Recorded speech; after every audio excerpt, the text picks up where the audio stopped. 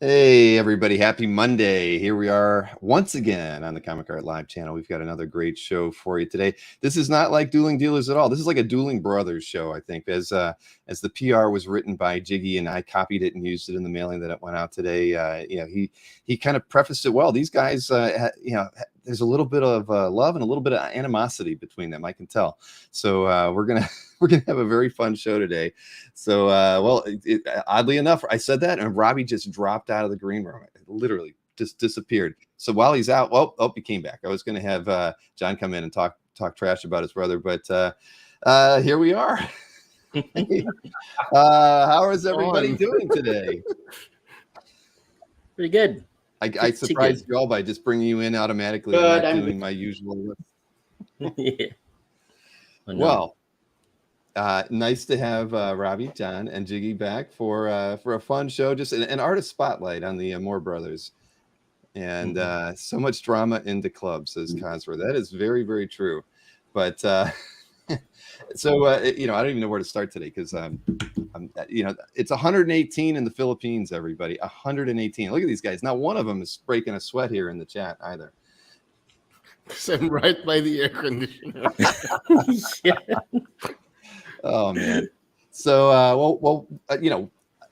sorry, I started the show off on an odd beat there, but it was all because Johnny got up to get water and then Robbie dropped out and now he's back in. It just threw me for a loop.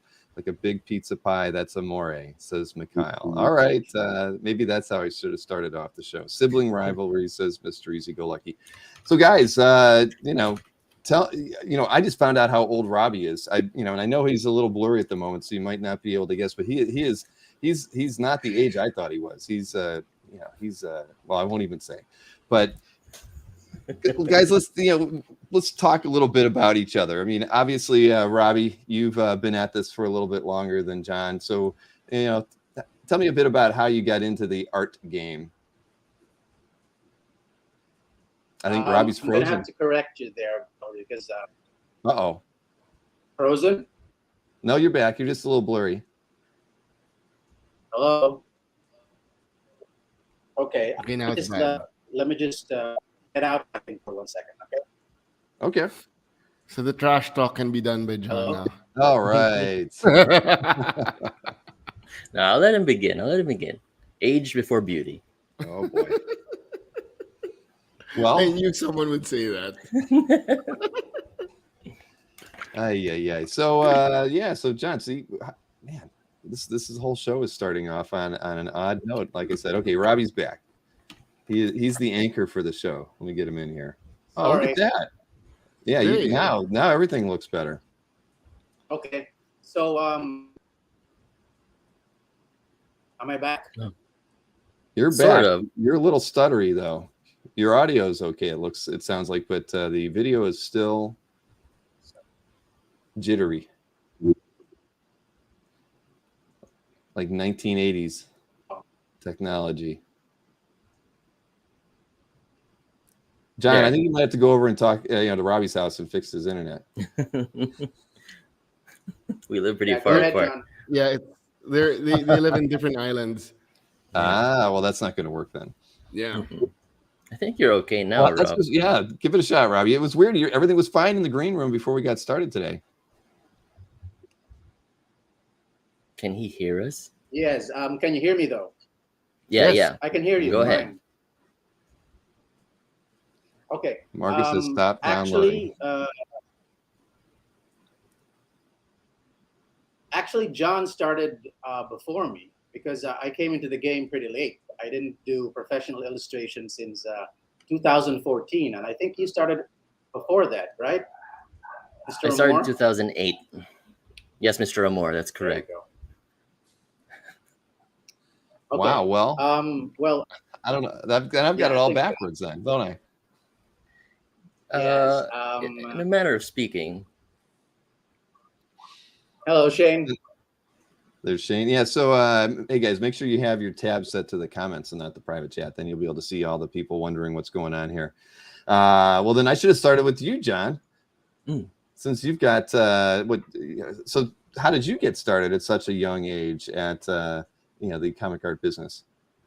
I guess what Robbie was trying to say is that we grew up sharing the same bedroom, and then we would hone our skills together, I guess, because we shared a room for about 10 years, probably a little bit more than that. And then life got in the way of certain things, and then we just couldn't pursue exactly what we wanted to do when we wanted to do it. Mhm. So I got there. I got started first, I guess, just because in general I had less commitments than he did. And then actually, before I did original art per se, I would just go straight into comics. Uh, in 2008 specifically, because I blame Robert Kirkman because of that video he posted back then. You remember that, Bill? It's jogging something in my memory, but I'm not sure exactly which one. In Tell me. 2008, he posted some sort of Shia LaBeouf style manifesto where he was just Yes. telling people to forget about Marvel and DC and just do your own thing. Mm-hmm. And then that lit a fire under my ass, and I just started doing samples for whoever would take me for work. And then that's when late 2008, early 2009 was when I first got my first comic gigs. CB Cebulski, Jiggy's friend, was one of the people who hired me, one of the very first people who hired me for an image project. And I would just jump around, do little gigs here and there, and I've been doing sequential work ever since. And then Robbie became friends with Jiggy over the past few years, and then I ended up doing more original art. So, in a sense, I've been doing more professional comics work longer than Robbie, but he's been doing OA longer than me. So there's a little seesaw there of responsibility. So it was Kirkman though that got you that lit the fire under your rear end to make you get out and see if you could make it. Yeah, for That's sure. cool. And someday I will. Well, that's good. I mean, sometimes it takes a kick in the butt from somebody, and I do remember that. I'd like to go back and see it, read it again, because I just can't remember the whole reasoning behind it, but it makes sense coming from him. The reasoning behind it, if I recall correctly, it was an impassioned speech. It was like an 8-minute video, probably longer, but like he had just become an image partner because of the success of Walking Dead. Mm-hmm. So then he was encouraging all new creators, specifically artists, I think, to just forget about the big two, or forget about working for hire and just work for yourself. And then that inspired a lot of artists to do their own thing. Interesting. Yeah, Robert's a big art collector too. Did you guys all know Yeah. that? Yeah, he's a big Liefeld fan. I know that he loves a lot of X-Force, that sort of stuff. He's into that 90s art in a big way. Yeah. Jeffrey says it's after 9, so I can use the word ass. Okay, well, I'll remember that for the rest of this conversation, Jeffrey. Did I ruin? No. Well, but were you doing art before that, though? I mean, it wasn't just Kirkman who got you to be like, I mean, I assume that you guys were at least interested in the arts prior to that. Oh yeah, for sure. Growing up, Robbie and I have a 10-year gap. But Rob, you wanna take this question? Because you were definitely, in life in general, you were definitely drawing before me. I think this is the best. This is a good a time as any to say that John is actually adopted.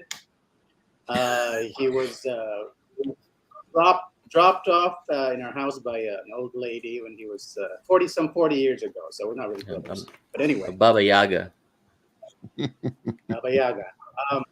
Do you remember our bedrooms? What was on my wall beside my bed? Because I remember your side of the room, you had all Frank Frazetta all over the wall.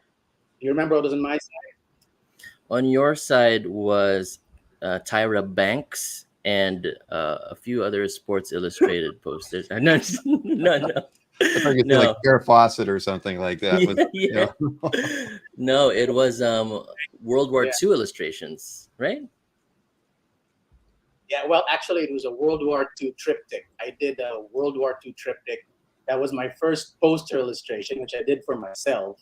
And then I did it on 3 panels over a course of 6 months. And then I just, I wanted to put it up. So I put it up on the side of my bed in 3 illustration boards.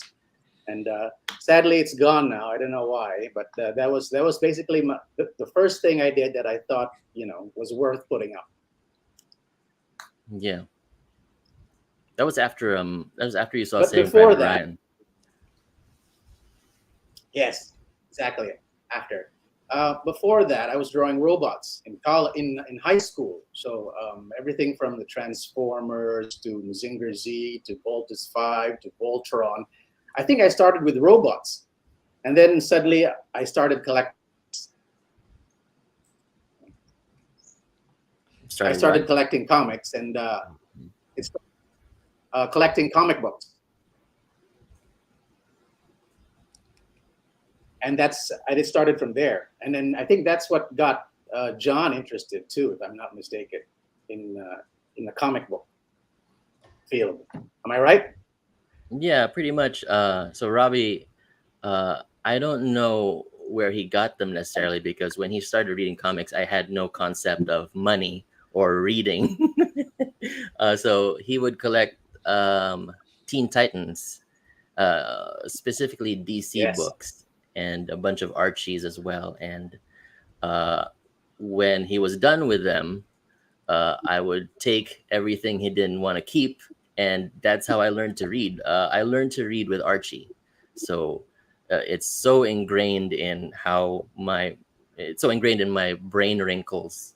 The art of comics in general is it's almost hard to separate everything I do from it. Like I think in word balloons sometimes, just because I like the craft so much. I think a lot of people have said that same thing about learning to read by looking at reading comics. I mean, it's something that you hear quite a bit. I mean, so comics are sort of like a gateway drug, sort of like Marcus is talking about robots over there. But comics definitely encouraged a lot of people to read. I mean, as much as at least when I was a kid in school, they didn't like us bringing comic books into class. They certainly served a worthwhile purpose for many children. Yeah, it's funny to note though, because Robbie was more into comics in the 80s. I got into it because I'm younger than him. I got into it full force in the 90s. So while Robbie was more exposed to Marvel and DC, Image is when I really got interested in the stuff. So stuff like Wildcats, and then later on with like Danger Girl and Battle Chasers. That's my primetime comic, so to speak. That's when I really got into it. Gen 13. Yeah, those are all very strong 90s titles, that's for sure. Mm-hmm. So yeah, but, I wanted to show off this early photo that we've kind of unearthed with both of you, and this really was 1992. Look at these young gentlemen there. Bookends of the photo here. Yeah, with our sisters. After a night out on the town, it looks like. Actually, this is my sister's graduation. Oh. Yeah. Yes, from the National University that didn't have air conditioning last Saturday.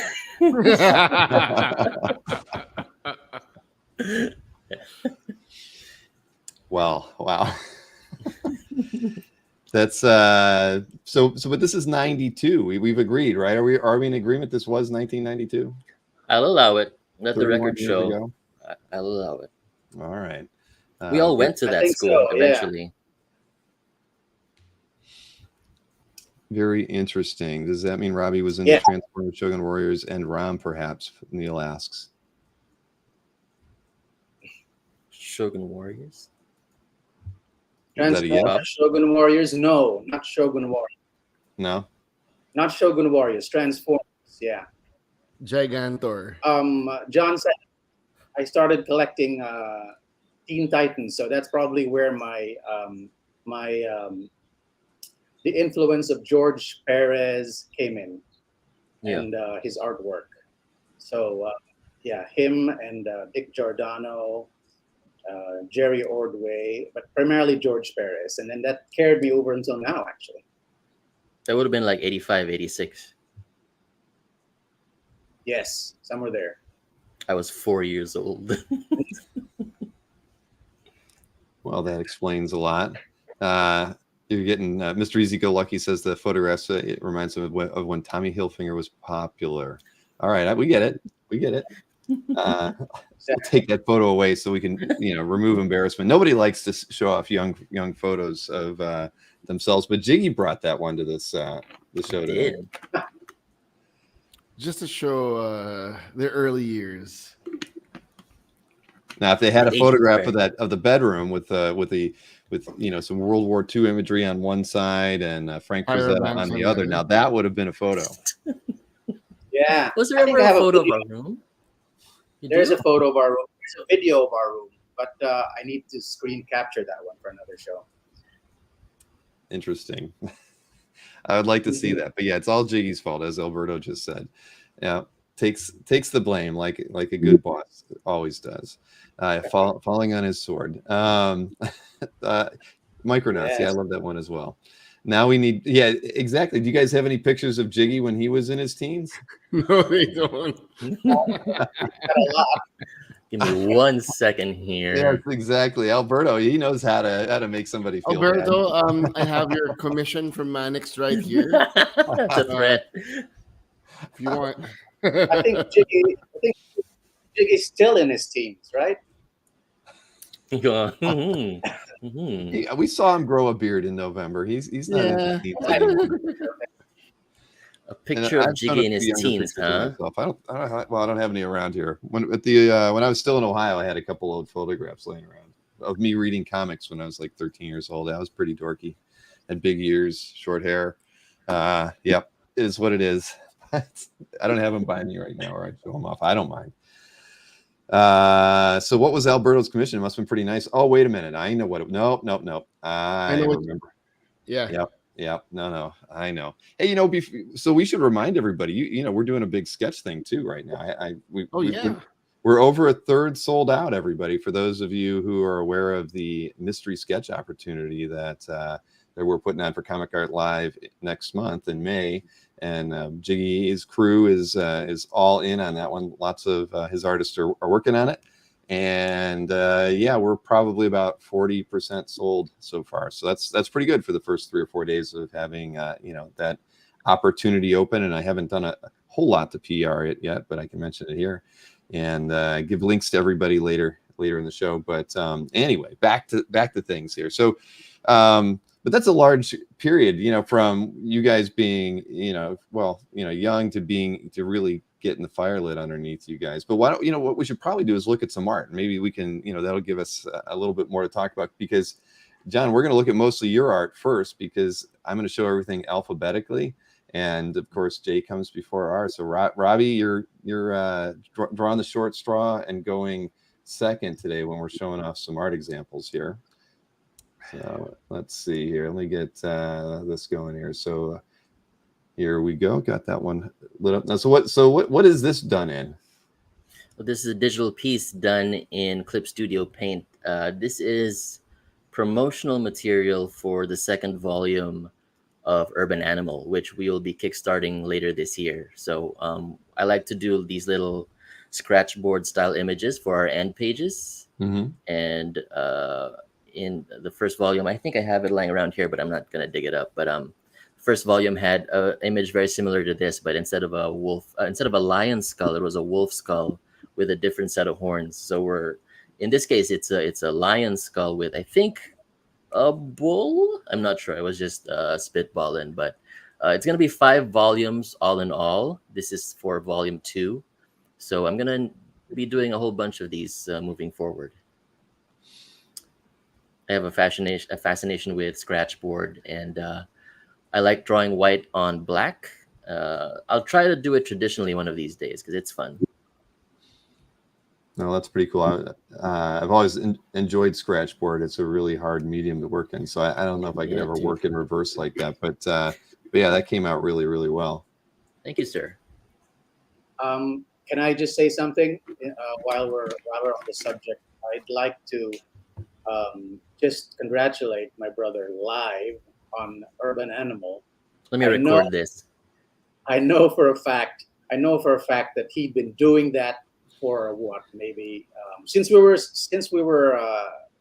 sleeping together. That didn't sound right. Since we were The good old days. Since we were Since when- cuddling. since we were cuddling, and it wasn't even Urban Animal back then. It was another Yeah. name. Yeah, it was Beast Boy Joe. Yeah, which yeah. which evolved into Urban Animal. But that shows you his level of devotion and focus on a particular character that he creates. That it's come all this way and this far, and that it's doing a lot of good work on Webtoon. So congrats. Thanks, man. To put into context for Bill and his viewers, Urban Animal is a webtoon title that I've been working on since 2018 with Justin Jordan, and we'll be ending the series this year after 5 years, which is, I think, a good spot to do it, and we're very proud of it. Very nice. Well, I was Googling it while you were getting congratulated by Robbie. So yeah, it looks pretty cool. Thanks, So man. you started as a webcomic? That's I started drawing the first iteration of it when I was in college in 2001, Mhm. and then that was a very raw, violent, overly sexualized version from a teenager. And then Justin and I readapted the story for a wider audience.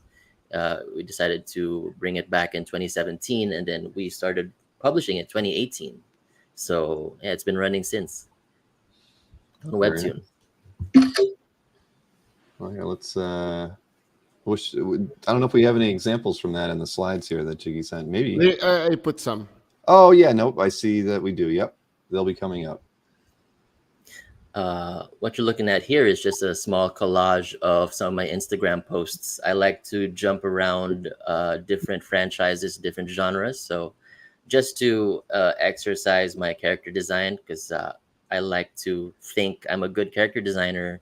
So I like to do my versions of different comic book characters, video game characters, anime characters, just to stretch some muscles a bit. So So the reason I put this bill, I'm a big fan of John's art, and for I don't know what year that was, but he tried to do a Project 365 like daily. He'd Mhm. upload characters on his Instagram, and for some, I'm like, are there any traditional pieces that you that was done? And then yeah, he was thinking about it, but yeah.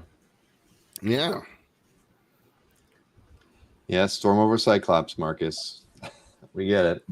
Not everybody has the same taste as I do in X-Men characters. But no, well, did you make it every day though, John? Dude, I failed miserably, but I try every year. The most I ever got to was like 244, which isn't bad, I think. Isn't bad at all. Yeah. No, I've tried. no. You're just like that's like skipping the weekends or something, right? Yeah. That's not bad.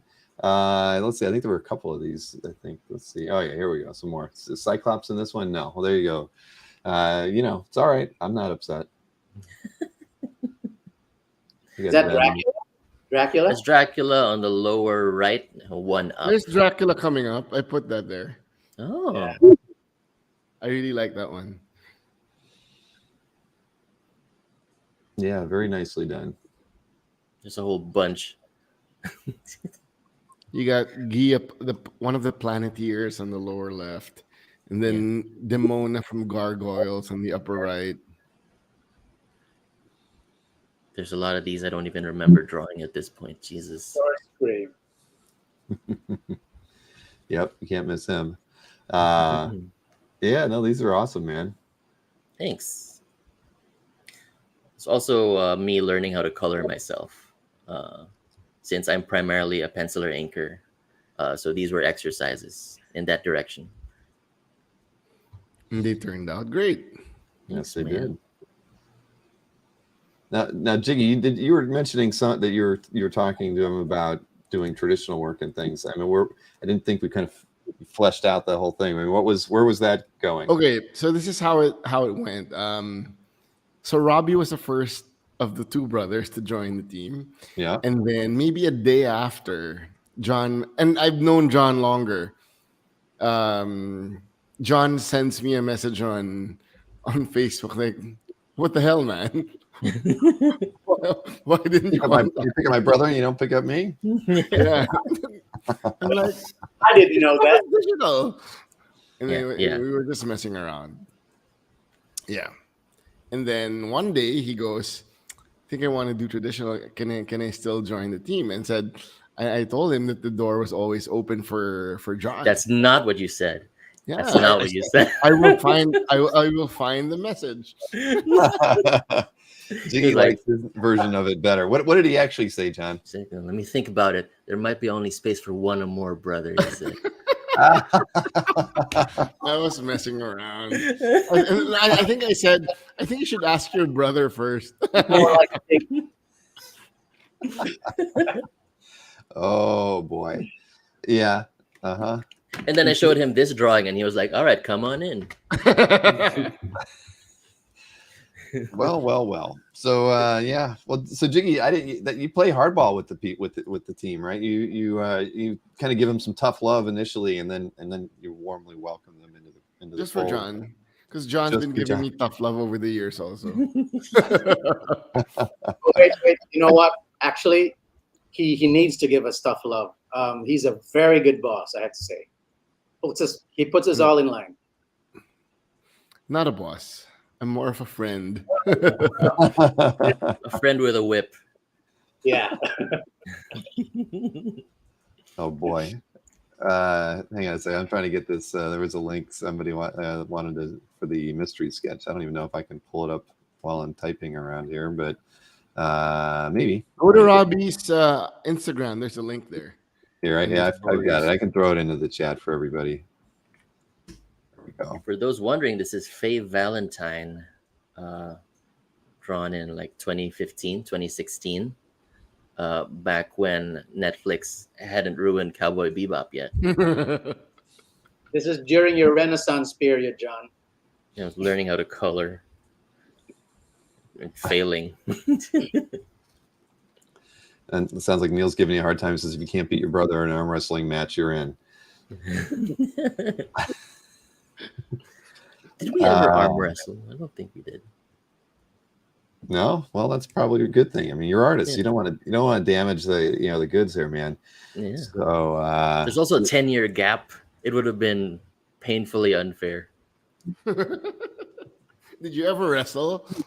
No, I don't think we No. did, Rob. Oh. Never. Our True favorite. brotherhood. No, actually, our Oh, favorite. but And this he almost killed me once. Yeah. He almost killed me once. He Does your threw mother a, know that this happened? What happened? Tell us all about it, Rob. yeah, what did you throw at me? Was it like the cover of the thin cover of a metal? It wasn't even the cover, box. I mean, man. It was the container of it was a Pringles jar, a Pringles thing. What? You can How do kill you Yeah. kill someone somebody with a Pringles Pringles can? Pringles. He's yeah, exaggerating. He's Pringles. exaggerating. I threw it at him, and the tin part hit him here. And Hit me just above the eye. So this is a very vascular area. So it bled like hell, and then there was blood all over my face, and I was like, I couldn't see, and all he did was laugh and laugh and laugh, and I said, "You almost killed me." And then this was in the boat. My mom grounded him for a month after that. He was I think 6 years old, somewhere there. you probably Barely a haven't, person. haven't had a Pringle since, have you, John? No, I have it every day, Bill. Every day since. Robbie For doesn't the have- record, Robbie took medicine. He instead of being a doctor, he went the artist route. He course corrected. Well, you know what? I went when we were in Singapore last December. A collector came to me and asked me the exact same line of questioning that Jiggy just brought up. And he said, "What did you do before you wanted to be an artist?" And I said, "I was actually in med school for up to 3 months before graduating. I quit." And then he goes, "Really? Well, why do you want to become another doctor when you can be a great artist?" So that's it. There you have it. Well, I mean, after you stitched up your own Pringles injury, I mean, you were kind of destined to be a doctor before you shifted gears and chose art as a permanent career. I think it was a wise choice. But I mean, to be able to sew one of those things up with one eye clearly, shut, I mean, that's pretty amazing. And then when my mom was the flavor a salt and vinegar? It's good. It's good. Most And likely. then Bump. after the We've been Pringles, looking at this rather bodacious figure for a little while here. Let me shift over to the next image. Yeah, that's a little different. Yeah, I love I this just one. I just want to mention real quick that after the Pringles incident, I had to defend myself when my mom was threatening to ground me, and then that's when I realized that maybe I should be a lawyer. So I went to law school while Robbie was in med No, school. you're kidding. Yeah, I was. Really? No. Mhm. So mom almost had a lawyer and a doctor, and now she has two artists. Yeah, she's Yeah, so well, happy. Even better. I didn't want to say how proud she must be, but we're all the better for it. That's the thing. Yeah. Yeah, that's true. This was inspired by Kingdom Come, a comic book that Robbie first purchased because he had an allowance and I did not back in the day. So I read comics off of him, and then that story just stuck with me. So late last year, I figured I should revisit that, and then I drew basically my version of the Kingdom Come Justice League, and then this kind of blew up on Instagram. So I'm really happy about that. Very, very nice. So, I mean, I have to ask you, going back to the lawyer thing, though, did you get to 3 months before you were going to graduate and stop? No, you only get 3 months in and decided You only got 3 months in. I'm sorry, you guys. I had to be. I knew I had to be on my game tonight. So, but what is it like to have something blow up on Instagram? I have never experienced that. It's very flattering. I wish it always translated to follows, but it's mostly just likes and then maybe just 25% follows. How many likes does it have now? It's at 103,000. Wow, it's a lot. Which is the most I've ever had on IG. But yeah, and there are some work inquiries, commission inquiries, some of which I will probably check on eventually. But it's certainly done well for me. And then I am currently working on, you'll be happy about this, Bill. I'm working on a set similar to this, but for 90s X-Men. And the first person I drew was Cyclops. Yeah. About time. Ooh. Why do we have that to look at tonight? Yeah, maybe I can leave a link down here for you. All right, that sounds good. So Marcus will like and follow. Yes, exactly. Well, that's cool, man. I mean, I don't think I've probably had any images get more than 200 views or something that I've posted on Instagram. But I don't work Instagram hardly at all. But that's awesome. I mean, I know that's where most artists and people who are in image-based professions flock to, and that's cool that it's actually led to commission opportunities and probably just other general inquiries about it. So when was this posted to Instagram? Oh man, let me check real quick. Like a month ago. Oh, sweet. Something like that. Then that is a lot in a month. 100,000 views. Marcus does say that Cyclops may lose you a few followers if you post it on Instagram, but that's just Marcus being sarcastic. March 4th, actually. So a little over a month ago. And correction, it's 106,000. That's fantastic. And hey, thank you, number one Marvel fan, for picking up 2 of the sketches. We all appreciate that, actually, because this works.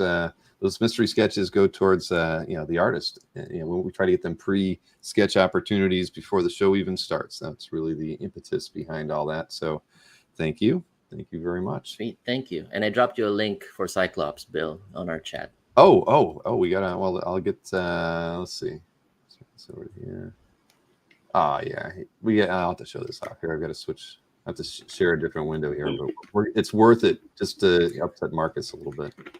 Why the Cyclops fascination? I mean, I Well, get it, but well, I don't even remember what the conversation went one day where somebody asked me who was my favorite X-Man, and I said Cyclops because he's the boss, and I haven't been able to live it down. I haven't been able to rest ever since from that. Everybody was know what? Storm kicked his butt, Bill. How can you like Cyclops? So, when I was a kid, my favorite was Nightcrawler, just because he was cool and edgy. But as I've matured, I can appreciate Cyclops more these days. So you're saying people who don't like Cyclops haven't matured, John? Yes, 100%. That's exactly what I'm trying to say. Oh boy, he was the best Summers brother, at least. I mean, he's got that going for him. I mean, his dad was pretty cool too, but no, this is awesome. Thanks, dude. First in a series. So there you go, Marcus. Nah. So there you have it. Marcus needs to mature, says Alberto. Boom, says Derek. Yes, I agree. Look at those yellow tights. All right, whatever, man. Hey, he made him look good. I mean, most of the X-Men had blue and yellow on all over them. Give him a break? It was the 90s. Everybody had to be fashionable, and look at all the pouches he had. He was more prepared than I don't even know who MacGyver. By who? Superman, the Boy Scout. Oh, absolutely. Without all right. Well, we've seen enough of Cyclops. I don't want Marcus to leave the chat because of that. Let me get back to our stream here, and we do have art for sale, everybody. I know that I didn't mention that at the beginning of the show, but after what we always do in these artist spotlights, we show some art, then we show some art for sale, and then we show some more art examples. We kind of go back and forth. It's not like a usual art sale show, so I figure we'll show a few more pieces here, and then we'll show off 3 pieces of art for sale too. I'm sorry, I'm just watching the ridicule flow in from everybody in the chat. That's all right. I don't mind, guys. I can take it. I'm in my mid 50s now. It's nothing hurts me, nothing affects me. I am. You just can't embarrass me anymore. I love Cyclops, though. Thank you. Honestly. Thank you, Johnny. Yeah. All right. Yes, Wayne. So here we go. These are cool, man. Power Extreme. Tom Selleck. That's got his mustache, that's for sure. Yeah, exactly. This is one of those pieces where, again, I was just learning how to color, experimenting with. This would have been Manga Studio because Clip Studio Paint had not come out yet. And then a lot of this would be my coloring process pipeline incorporated into later work. So I learned a lot through these daily pieces. Yes, ML, the Centurions. Mm-hmm. This was a show in the 80s too, right? Or in Max the 90s? Yeah. That's right. You remember his name? Oh, it's in the file name. Never mind. Yes, it is. Did you do an Ace McCloud already? No, I did Jake Rockwell, Max Jake Ray, Rockwell. and then I never got around to Ace for whatever reason. I'm figuring out a way to do this particular style traditionally. It would involve a lot of white ink, I guess, but maybe if I can figure it out. Okay. I love the shows in the 80s where you had this great. I don't know if you know who the voiceover actor was for the Centurions, right? Ace McCloud, the Centurions. I missed. And then they do Justice Super Friends. Yeah, Gilbert Gottfried, right? Narrator.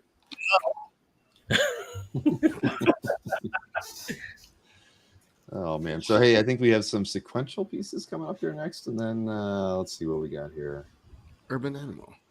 Oh, these are panels from one of the very first chapters of season 1 of Urban Animal, where we're basically it's not necessarily in sequentials per se, these examples, because these are like a montage set, but yeah,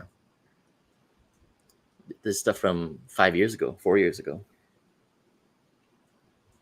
Well, it's a very interesting image there. It's kind of it's freaking me out just a little bit. You Just got a little Spider bit. Lady. Yeah, I'm not sure I like that. That's good. I have a feeling I'm going to have a nightmare tonight. You have a spider phobia, Bill? Down here in Florida, well, I'm sure you guys have big spiders in the Philippines, right? No, We we do. don't. No? No, we Lizard. don't. We have big lizards, not spiders. All right. Well, yeah, we've got some pretty big spiders down here, and I was watching one threaten the cat last week, so that's how What? big. That's how big they're not afraid of. Yeah, they're pretty tough. They literally look like crabs.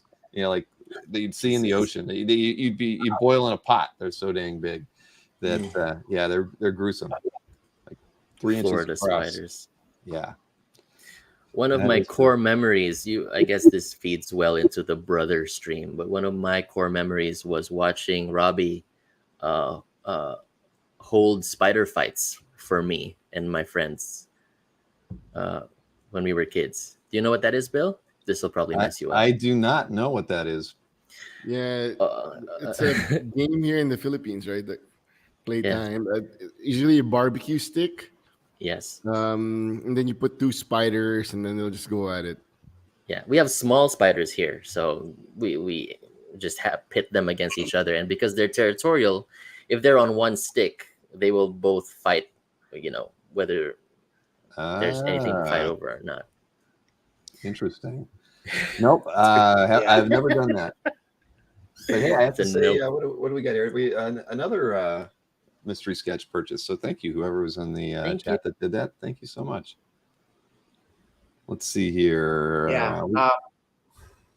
I got to zoom on that. Yep, I'm gonna have nightmares for certain. Man. Yeah, So, that's what the comic's about.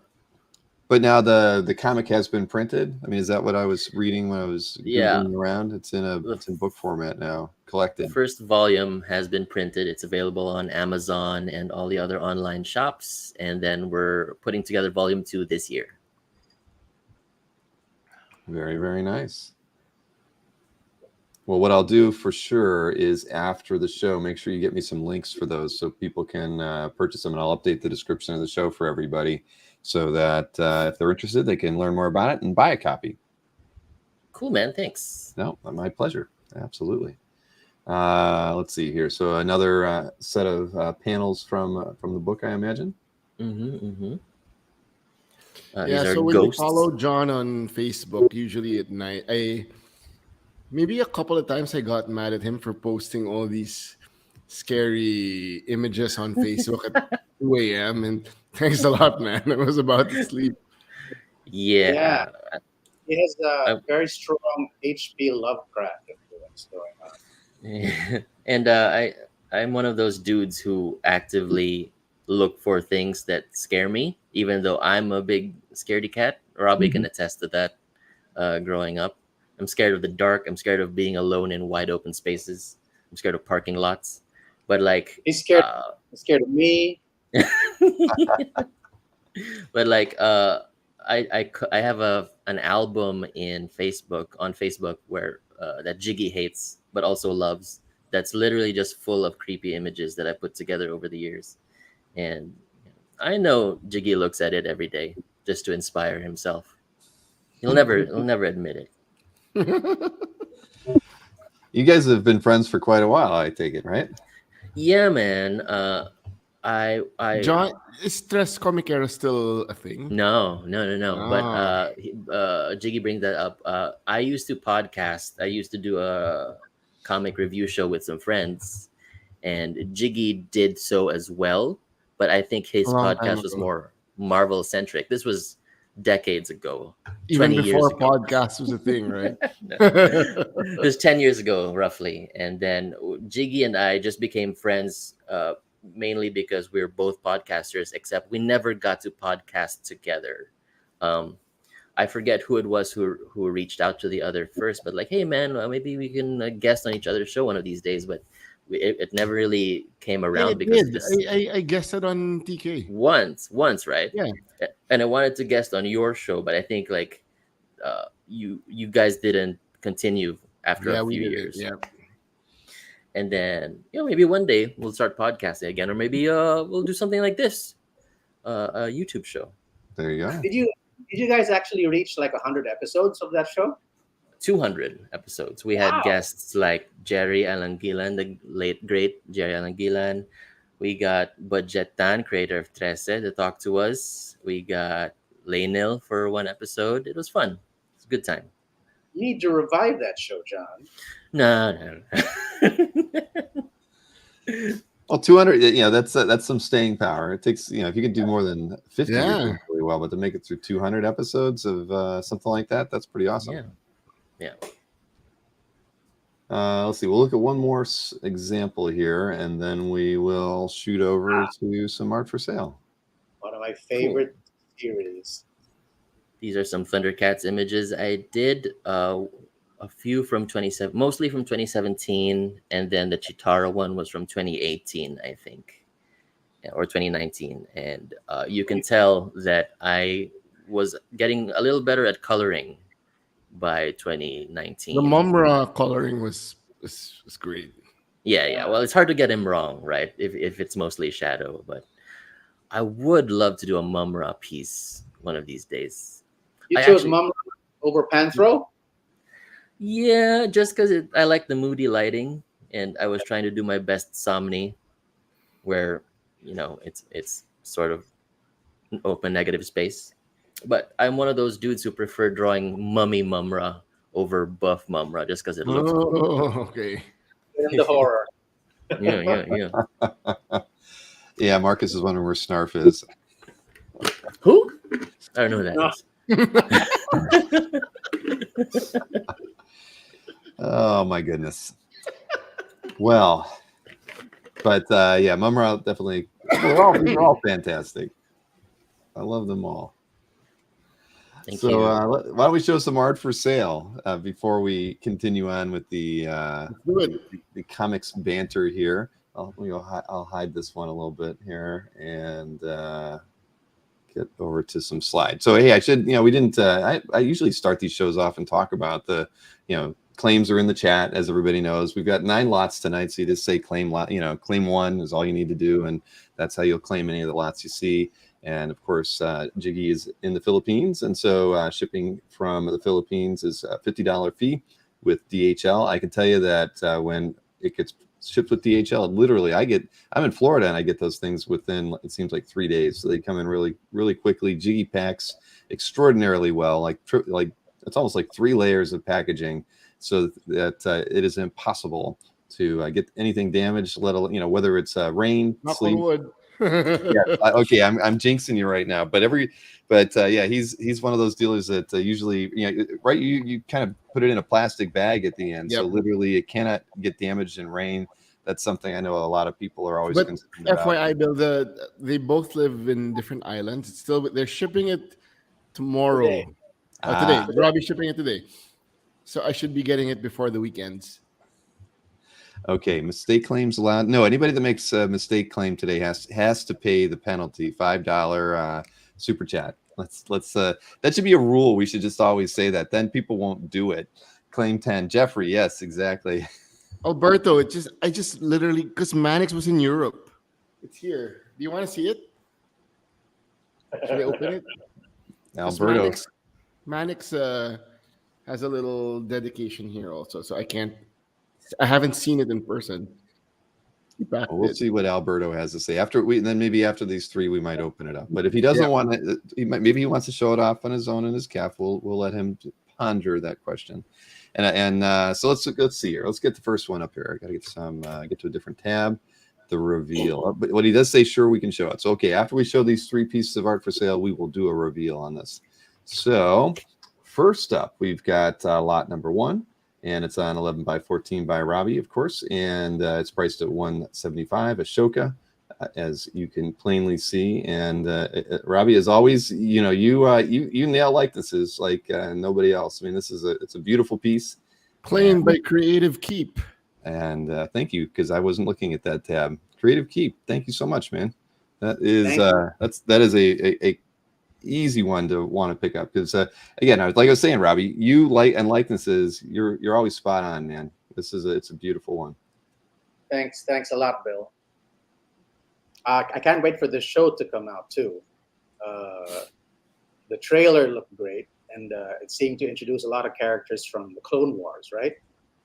Rebels. So, sorry, Rebels, and that's coming out soon. So, pretty excited about the show. And I think Rosario Dawson was perfectly cast to play Ahsoka Tano. I agree with you completely. I'm looking forward to the show as well. So thank you, Creative Keep. We'll go ahead and show lot number 2 now. And of course, we're switching back and forth. I guess we should have started with John, because we've got 5 pieces from John and only 4 from Robbie. But this is lot number 2, priced at $200. 9 by 12, and it's Dark Side, of course. With Zipatone, John, right? I was going This is my first time using Zipatone with encouragement from our good friend Kim Jacinto. And I showed it to him and he loved it. So that was very encouraging.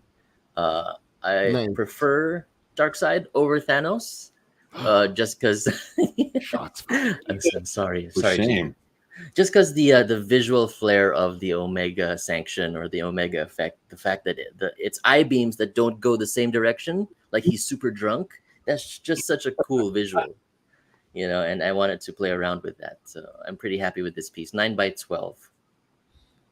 Zipatone, I love that texture. Yeah. I'd like to do more. I prefer it to Copics. Oh, Mr. Eric Canetti's here. Hey, Eric. Hey, awesome. Nice to have Eric Canetti in the audience tonight. So, buddies with John. Yeah. Oh, very cool. So on this one though, I mean, you said the first piece that you've used Zipatone on? Yeah. See, I find I just can't. I would think it's so tough to use. Did you? Was it a natural thing for you to just hop into? Bro, I was terrified because like you apply zips after all the inks, right? Well, at least that's how I do it. I don't know if that's the right way to do it, but like I watched a guide online just I was about to apply the zips, and like, you did a good job, dude. Thanks. I prefer it to Copics just because it gives me more control. Robbie knows I'm a bit of a control freak. And there's less space to mess up, I guess, with zips. Yeah, I'm pretty happy with how it turned out. There's some white out as well in some parts, just to play with the Kirby crackle a bit more. But yeah. That would look good on a black and white Darth Vader piece too. I'm too terrified to try. True. But also with Omega effect. Right. Darth Vader, right? Yeah. Well, this one's still available. We'll go ahead and take a look at lot 3. As I mentioned, we switch back and forth between the brothers until we get to the last 2. But this is lot 3 from Robbie on 11 by 14. This one's priced at $350. Harley Quinn, of course. And very interesting color choices here with the blue. I like it though. I mean, it really, for rendering those shadows, going that direction versus trying to do something more gray tone or whatnot. I really like it. It works. Classic very costume. Well. Yeah. Two colors and some shading, and Harley's a very, very popular and very charismatic character. The Joker's favorite, and I wanted to try drawing her the way as Margot Robbie played her. Mm-hmm. That's right now. That's the only one I associate with Harley. So I wanted to try my hand in that. Well, it definitely has a Margot Robbie flair to it. I think I'd say it was successful. Yeah. Try to do more colored pieces too. Yeah, I mean, that's funny, now that I think about it. A lot of the artwork of yours that we've shown over the last couple of years has been more just pencil, right? Black and white, right? I mean, that's funny. I until you said that, you're right. We haven't really shown a lot of color pieces of yours over that time. Yeah. No, this one very successful. I'd say it's. I love the shading technique for certain. So let's see. And I see. Oh, Johnny Makes Comics is Johnny in the. Yeah, I hope you guys don't mind that I invaded the chat as well. That's me. No, not at all. Please. Yeah. I mean, yeah, it's I think it just kind of adds to the fun. I mean, because you can't do it through this interface, so you have to do Yeah. it through another window or something. But yeah, because I have a YouTube channel that I'm trying to build. So then everybody should go find Johnny Makes Comics on YouTube. You know, after the show, just make a note. Of it. Go to Johnny Makes Comics Now, in the search after the show is over, and subscribe to John Amor's YouTube channel. and you find out I'm streaming over there too as we speak. I'm playing a video game. Nice. Is this what you had to deal with, Robbie, growing up? This kind of behavior? worse, actually. Worse. Well, then I know why you threw that Pringles can at him. And you did. What Robbie had to deal with was him trying to concentrate while reading medical books and or drawing his World War II pieces, and me singing along to like Incubus and a bunch of 90s bands. I have a one standing memory of him. We had two small dogs when we were little, and they would fight a lot, these two dogs. You know, I mean, when they would fight, they would just not stop until one of them was either injured or exhausted. And for some reason, whenever John would be playing his guitar, the dogs would just stop fighting right then and there, and then scram and just disappear. Because apparently they were scared of it. They were scared of it.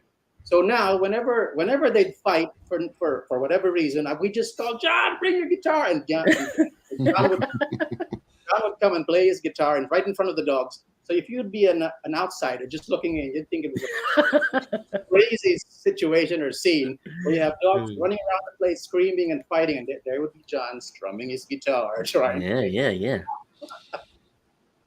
Yeah, kind of the anti-Pied Piper of dog there. Wow, that's I don't know what to say about that. Oh, well, so I can see the corner of a piece of art. So why don't we make Jiggy go full screen, and then we can show off Albertos in the house. Mannix artwork. Wow, color on that. Ooh. Wow, look at that. Get the Falcon in there. The Red Skull looking totally the evil. Red Onslaught. Yeah. Wow. Against like the multiverse of Caps. Look at fluorescent pink. Yeah. Mannix is into the pink now. Mm-hmm. So it's Old Man Steve, Armored Captain America, Peggy Carter, Classic Cap, MCU Cap, Cap Wolf, Sam Wilson. Yeah. So that was the idea. Cap Wolf is in there too somewhere. I missed him. Yes. Where was he? Show it. There he is. Oh my gosh, how did I miss him? Wait, there's Cap holding Thor's hammer. Yeah, MCU Cap. Oh my goodness. Oh, that's awesome. Number one Marvel fan says they want it too, and it does need a Cyclops, Wayne, but that's okay. Cyclops just makes every artwork generally a lot better, but it's all right. Alberto's a Cap fan. You can't throw a Cyclops in one of Alberto's pieces. So, well, that's fantastic. Another Mannix home run. Absolutely. Congrats, Alberto. Congratulations. All right, let's jump back here and look at some more pieces here. Still a few more from John, and then we'll switch over to Robbie. So this was this a cover? John's not plugging. I'm the one who put this. So yes, exactly. I this is not the order that I set. Thank you, Mr. Cruz. I know. I just really like the image. It's great. Thanks, dude. This is obviously an image for Urban Animal. We are not yet sure what we'll use this for. It might be like a poster down the road, or like a volume 3 or 4 end pages or interior cover. But the image just came to me I don't know, just out of the blue, I guess. I'm very happy with the composition. Uh, and the comic, for those who don't know, I'm sure most of you don't know, it's basically about a kid who finds out that he can transform into mythical creatures. And this is very much inspired by one of the very first comics I ever read, as mentioned earlier, Teen Titans. Mhm. And I always had a problem with how Garfield Logan, Changeling, uh, his transformations were always very limited, and like Greek. they didn't really explore the lore behind his powers very well, right? And the thing with Urban Animal is that the main character can mix and match the animals that he shifts into. So as a result, he's able to turn into mythical monsters. So we weave that into a story, and for the past 5 years, people seem to have been digging it. So Well, I'm pretty Yeah. intrigued. I want to get a copy now. Let's see here. Oh, well, this is a little different. This looks like something traditional, right? What is that? Yeah, this was the very Hmm. first traditional piece that John sent me. that's right. Wait, did you keep it, Jiggy, or did No, you? it's sold. It was sold. Okay, well, I know you're, kind of a Spider-Verse fan, so I thought maybe you would have seen it and been like, nope, this one's mine. Someone wanted it. Well, Sadly, yeah. More nice. people chances, yeah. Look at those teeth. I don't know why I put siege on the left there. I was like, I sent this picture, or I posted this picture, and I was like, hey guys, look, I'm a legit comic fan too. Look on the left. I don't know. Yes, Albertos can spot a cap no matter how covered up by pens or in darkness. You can see him. Yeah, no, this is sweet, man. I like Thank you, it. sir. No zip on this one. This is That's Copics. it's all Copics. Yeah. Yeah. No, very, very nice. I'm sure whoever picked this one up was very happy. Hope so. Man, what do we got here? One more piece from John, and then we switch over. Let's see here. Yeah. Oh, Love Ooh, this one. favorite film, favorite characters. I The Many Faces was of Vlad. definitely too young to see Bram Stoker's Dracula when I did. That's Robbie's fault partially. I must have been like 12 years old, and it just left a permanent mark in my brain. So a lot of the things I love with horror and film in general is very much influenced by that single film. Was it Yeah. because of Keanu's British accent? Yeah, that flawless British accent, absolutely. And that is not Aunt May Kelly.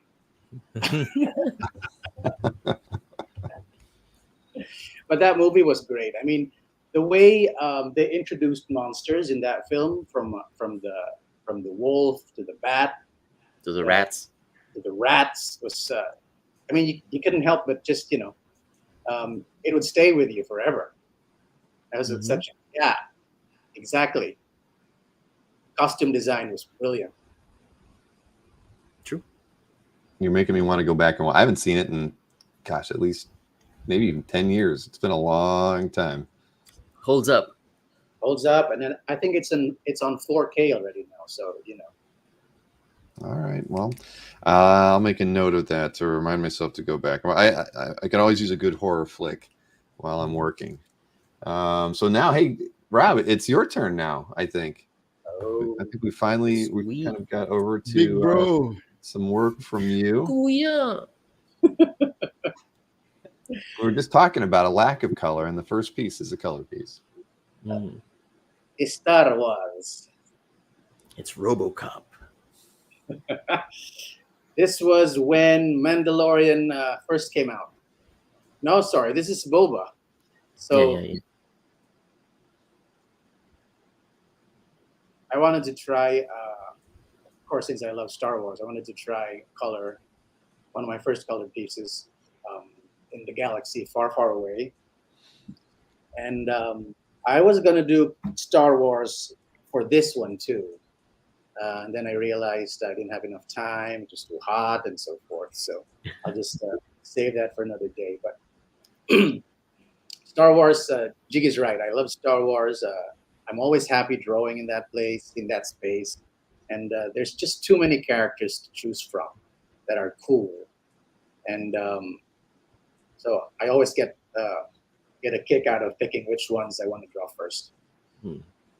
Jar Jar, Watto, It's the yeah, Salacious Crumb, Oh, I love Crumb.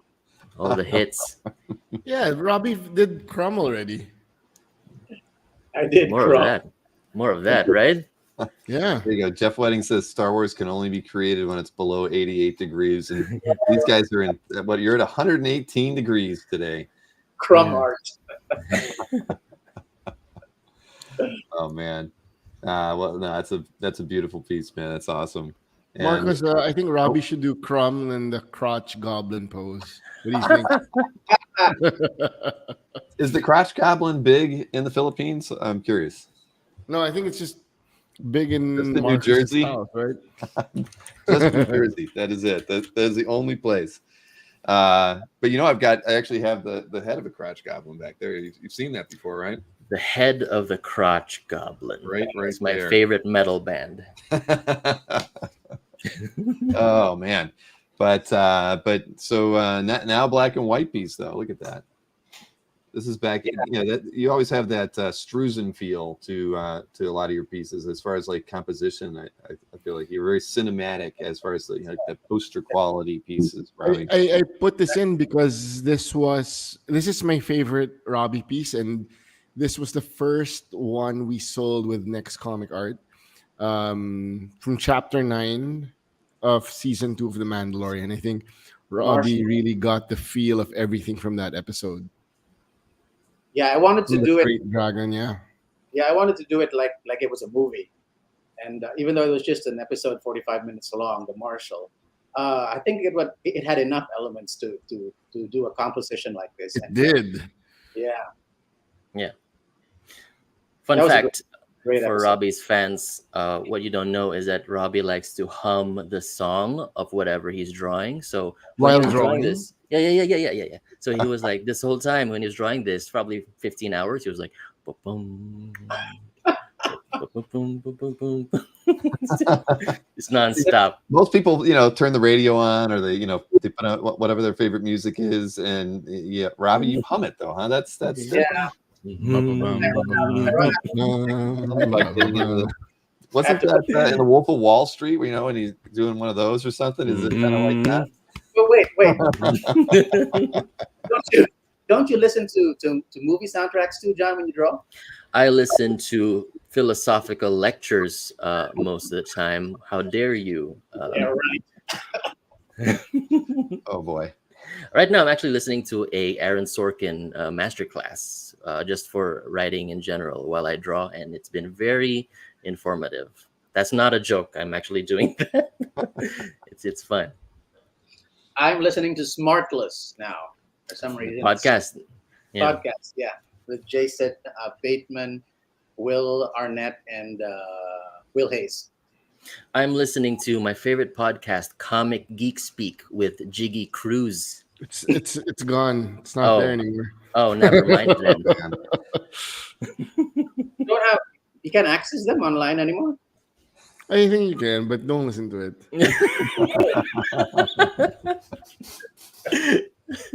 Come on. Another Star Wars character. Yeah. Mm-hmm. Well, this was commissioned a long time ago from an old client who wanted to gift this to his boss at work, who was a huge Gangs of New York Daniel Day-Lewis fan, Bill the Butcher. So he's not actually that hard to draw if you like him. And he specifically wanted this one with a flag draped over his shoulders because it was cool. And he specifically said to make it black and white and just color the flag. So that's what I wanted. If this was your boss's favorite movie, you might, I don't know, that's the place you want to work. Is this guy was pretty mean. He was pretty brutal. What do you mean? You drank my milkshake. But yeah, it's very, very good likeness on this one though. And we just mentioned a DiCaprio movie, and now we have another one here. So wow, Right. yeah, yeah, he's got a lot of blood on him. Oh man, look at this. Now this is awesome. A lot of classic television characters here. Yeah, I knew the Trinity. I didn't know that there was actually an actor who played Shazam before. Until I looked just for this particular piece, but I was very familiar with Linda Carter, with George Reeves and Adam West. Adam West. So, but he wanted all four. I love doing this piece too, by the way. Was this one done for fun or was it a commission? It was a commission. It was a little bigger than usual. This was 14 by 17 inches. And no fun at all. You got to do. You got to hum 4 soundtracks when you were working. That was tough to do. Like an orchestra playing the background. Oh man, I did not know I was going to have this much fun this evening. I didn't. Well, I never know what to expect when I do on. Bill, when Robbie should do a live sketch for the mystery sketch, and then John will buy a mystery sketch, and then with a unique theme song. So Robbie has to sing live. Yeah, and the song he needs to sing needs to be from that show. So I'm gonna commission David Hasselhoff from Baywatch. I knew you were going to say that. Oh man, let's see. Moving over to the Hellboy universe. Yes, Del Toro. They did a lot of Hellboy movies recently, and I think Del Toro's was the best one in terms of character design. Yep. And Perlman made the best Hellboy so far. Underrated movies, Rob. Exactly. I think he should do another one. Is he too old to do another one? They're doing a third one with him. No, a new Hellboy. It's not even David Harbour anymore. Oh my God! Well, this was this was the one with. Sorry, Albertos singing the Baywatch theme song now. Some people stand. I can actually say that I've never watched a single episode of Baywatch, so I don't know what the theme song come on, Bill. You're joking. I am not. I swear to God. I never saw a single episode. I mean, I've seen photos, of course. How could you not? I mean, maybe you can watch the pilot. I never watched one episode. In my defense, honest to God. In my defense, the only reason I even saw Baywatch as a kid was because it was right after X-Men on Friday nights on TV. Yep. Oh yeah. So of course So I had to look at it. I didn't want to, but I had to. Forced. One eye closed. Yes, indeed. Pamela Anderson in her prime, says Mr. Easy Go Lucky. Baywatch is better than Cyclops. Thank you, Kazra. Yeah, you just had to go there. All right. Fine. I don't mind. I really don't. I was more of a, what's her name? Nicole Eggert mark.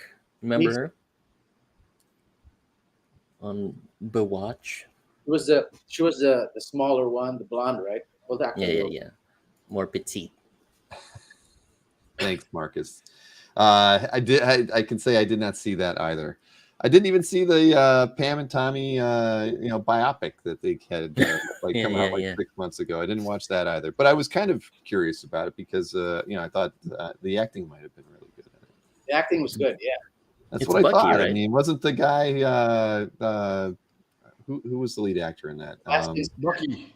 Right. Exactly. I thought it could have been good, but I did not watch it. Sorry. Does Jiggy have a scan of the Pattison Batman? No, Shane, you didn't order it through me. Oh no! Shame. Shane. Claim lot for Jeffrey. We haven't shown it yet, but thank you for that.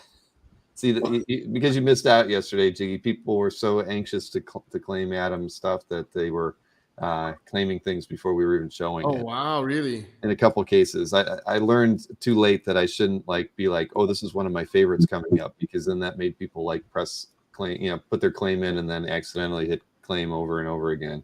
It made for a mess. I've learned my lesson. I'll never tease anything ever again. But here we go. We got another color piece, Robbie, and this one it's actually got you with a pencil in hand, getting ready to.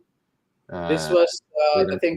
I think the first season of The Mandalorian. That was the best story. That was the best season for me, in my opinion. And this was before he got all of his Beskar armor. So Do you know who has this, Rob? No. Oh, wait a minute. You do, right? Yeah. How could you forget? It's the first commission I got from you. Yeah, I knew that. Sorry, I'm old. I knew that. After Robbie puts the pencil down, he moves on. Jiggy. Yeah. Ba-bum. That was a short song. Yes, it was. But you had to do it over and over and over again while you worked on this one. Yeah. The pencil tip does look like a weapon. Thank you, Kelly. I was going to almost say the same thing, but you beat me to it. All right, Marcus. There we go. Let's see here. We got another. Oh, well, the ever-loving blue-eyed thing right there. Mr. Grimm. Look at that. See, we were just, we always, Chris Snorick's a big Thing fan, and he talks about how every artist has kind of a different approach to how they can tackle the Thing. And this definitely looks like a very unique approach to drawing Ben Grimm. I mean, did you use any artists in particular when you were thinking of this as like inspiration for how you were going to draw the Thing? You know what? I'm Alex Ross actually comes to mind because I think he has a Ben Grimm toy that he can pose however he wants to, and A maquette, right? He uses that as his reference. He uses a lot of reference. Actually, he uses a lot of people. He has a whole studio, I think. But he used this as a reference for a lot of the artwork that he did for his new book. What is that new book again? I forget. something full circle. Full Circle, yeah, the new Fantastic Four graphic novel that he did, and his maquette of the Thing is something that I want to own. So I'm gonna try to buy. I'm gonna try to find one online and see if I can get one, because that'd be the easiest way for me to get reference. And I've always loved Ben Grimm. One of the best characters of X-Men. I think I like him better than the Hulk. Even. I mean, Fantastic Four. Yeah. Oh, sorry. So you guys. So Robbie likes. was in the X-Men. Robbie likes Alex Ross's Ben Grimm. Do you guys have a favorite Ben Grimm artist? Bill, Jiggy? I mean, honestly, I always go back to Kirby. I think at the end of the day, but sure. I mean, there could be. I don't know. I kind of didn't like John Byrne's, versions of the Thing. I don't know why. It just didn't. You remember how he had like that kind of pointed brow? The way Byrne drew him. I don't know. It just didn't really fit for me. I kind of always loved him when he looked really craggy and rocky and edgy and stuff. And so I don't know. Kirby, Buscema. Yeah, I gotta go with Kirby. Really, Kirby. my favorite. Cosmo says Ron Wilson. Sure, you could do that. Lee Weeks or Kirby says Shane Allen over on Facebook. So those of you who are on YouTube can see Shane's Lee comment. Weeks. Yeah, just Lee because Weeks it was as well. clean and simple. My favorite was, and rest in peace, Mike Wieringo. Yeah, no, that's a good example too. Very true. Simonson thing. Well, see, that's the thing. There is Art so Adams. many different artists. Take very different approaches to the character. Just because I don't know, and you could probably say the same thing about the Hulk, right? I mean, when you have to draw exaggerated proportions and then in this case, something that's covered with rocks. I mean, you might as well just do it the way you're most comfortable doing it, because you have to draw a whole issue with them. You better be comfortable with how the Thing is going to look. So that's probably why everybody does it their own way. Thing is deceptively easy to get wrong, actually, just because most people draw the rocks as a texture and not as a dimensionality. I guess. So was this a commission piece or just for fun? Robbie did it for fun. This one, I think this was for Next Comic Art. This was for... Yeah, it was for fun. Oh yeah. Those are not his real teeth. All right. Well, hey, I think it's time to show 3 more pieces of art for sale. I think I probably showed it too many examples here. We were having too much fun talking about Let's do the it. art. So let's see here. What do we got for lot number 4? Right. Lot number 4, we switch back to John on this one. So Hey. we have a Catwoman here, priced at $250. It's on 9x12. And so a little bit of pencil, a little bit of ink on this one. So a mixed media piece, John. Yeah.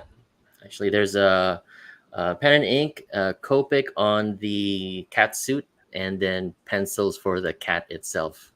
Fun fact, this cat is based off my cat. It's a Himalayan. He's sleeping right now, otherwise I'd show him on camera.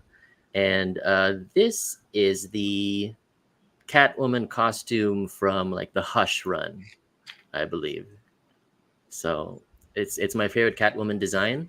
I'm not sure who designed it. I think it was Adam Hughes. And with the Catwoman logo in the back also from that run, I believe. This was a lot of fun to do. I knew the cat looked familiar. Yeah. Do you play the guitar for this cat?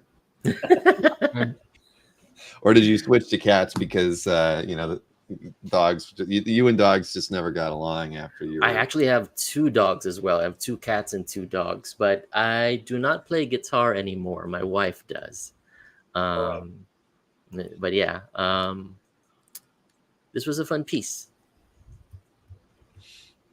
Well, it has a lot of the way you're handling the character. I think it's pretty fun. I like the ink work on here, and I definitely like the pencil work in the background for the logo and on the cat.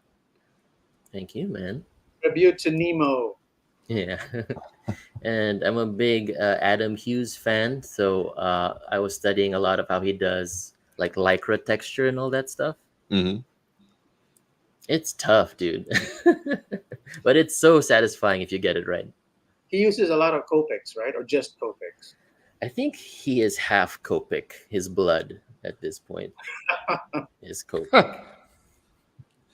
Well, he definitely made Copics popular, right? Mm-hmm. With his convention sketches, early on with those Copics. So, yeah, I mean, it was. I think it was easy for a lot of artists to adapt to, or want to at least experiment with Copics after seeing the work that he was putting out there. Indeed. All right. Well, this one is still out there, lot number 4. And we'll swing back over to a piece from Robbie. This is The Scourge of Gotham on an 11x14 with some interesting lighting on Batman here with the orange on his shoulder and on his mask like that. Very old looking Batman here, Robbie. Thanks, Creative Keep. Oh, Creative Keep, thank you. Creative Keep again. Again, thank you. Thanks a lot. Nice, dude. He looks old because I wanted to show the lines on his face as they were traversed by the blood. So this was, The Dark Knight is Batman is one of my all-time favorite characters for any medium, whether it's film, comic book, television, or whatever. I've heard of him. Yeah, I'm sure you have. So there's no limit really to where I can go to get inspiration to draw him. He likewise has some of the best villains in comic book lore. I'm not so sure if you'll agree to that, but I think 8 out of 10, yes. Just the most outrageous, charismatic villains ever. So This looks like Mickey Rourke. Do you see Mickey Rourke right now? Yeah, it does. that's who I see. You're right. Thanks. Yeah. Well, you definitely have, with the way you handle the colors here. I mean, a very painterly touch to the way you've kind of blend everything, and the color choices you use with them too. I mean, it's this could be done in watercolor, for instance, but it's not. So I think it's the technique you use in your pencil work is really, really great. I appreciate it more and more the more I see, Robbie. Thanks, Bill. I actually tried my hand at watercolor the way like some of our next comic art um, artists do, like Rian, for example, and Sawi. But it always escapes me, and I don't have enough control with it as I'd like. So I stick to gouache, and this is actually watercolor pencils. Oh, But interesting. they're just they're just excuse me, um, watercolor pencils and some brush pens. So I try to stay with a medium that I can control as much as possible, because that way I don't have to repeat the process from scratch, and I don't have to sing that many songs.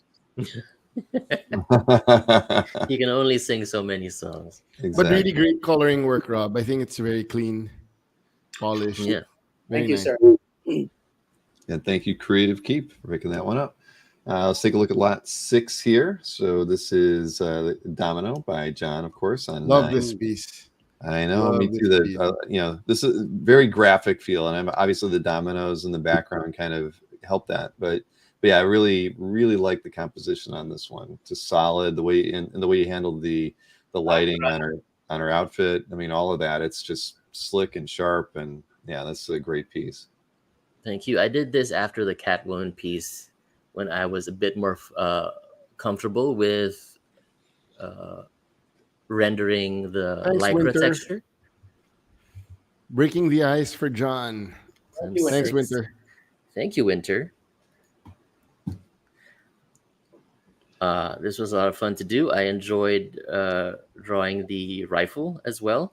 The detail on the rifle, strangely enough, took more work than the costume, but I'm really happy with how it turned out. Domino is one of those characters who she doesn't really have an iconic costume, I feel. Do you guys agree with that? Iconic face. Yes, absolutely. Yeah, but But costume, I agree. as far as costume, you can kind Yep. of do anything you want with a costume as long as you stick with the basic hairdo and the mark over the left eye. In that I way, think, she's a lot of fun. She's like Cable. but I think John, you should change your signature, because Yeah. people think that's me drawing it. You're right. You're right. This does look like one of your pieces. Well, wait a minute. He's been drawing long. Why should he change? Maybe you should have to change, right? Yeah. I think we may end up having an arm wrestling match in the near future once these guys get together. Spider fight. We'll do spider fight. Spider fight. Right, exactly. Let's see. Thank here. you, Winter. Yes, thank you so much, Winter Pal. We sincerely appreciate that. And I saw your comment about the Predator piece that you picked up from the last show. I bet it was pretty impressive, because that was a twice up piece, wasn't it, Jiggy? Wasn't that Julius Abrera flew in from Bukidnon, which is way down south. And first thing I told him, Julius, I got an email from Winter, and she really said that she loved the Predator piece you did. And Julius came here even more inspired. very, very nice. Let's see. What do we got next here? Oh, that's awesome. Who didn't love that show, right? WandaVision. Ooh, a nice show.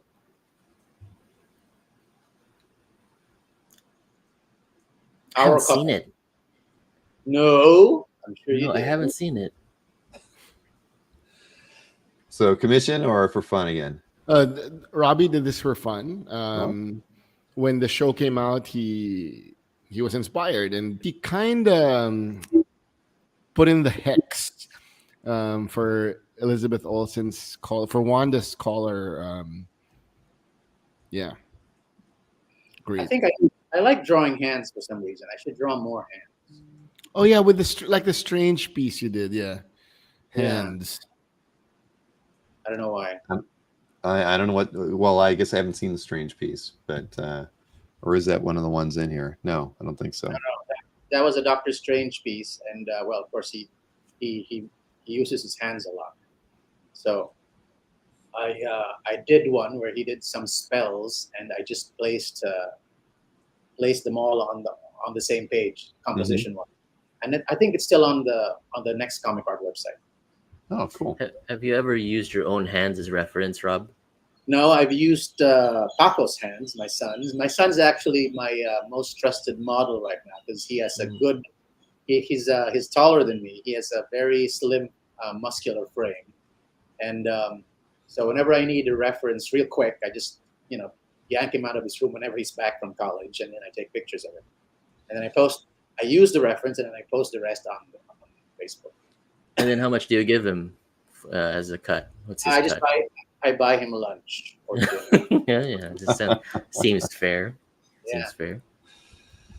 Well, that's good. That's good. I mean, so, and I saw a number one Marvel fan says he wish some of these were for sale. Yeah, well, I think we hear that every time when we're showing the sample images of whoever we're doing a artist spotlight. So, but it's good. The thing is, I mean, many of the artists, Jiggy, I mean, well, Robbie, Johnny, are you guys taking commissions right now? Anything like that?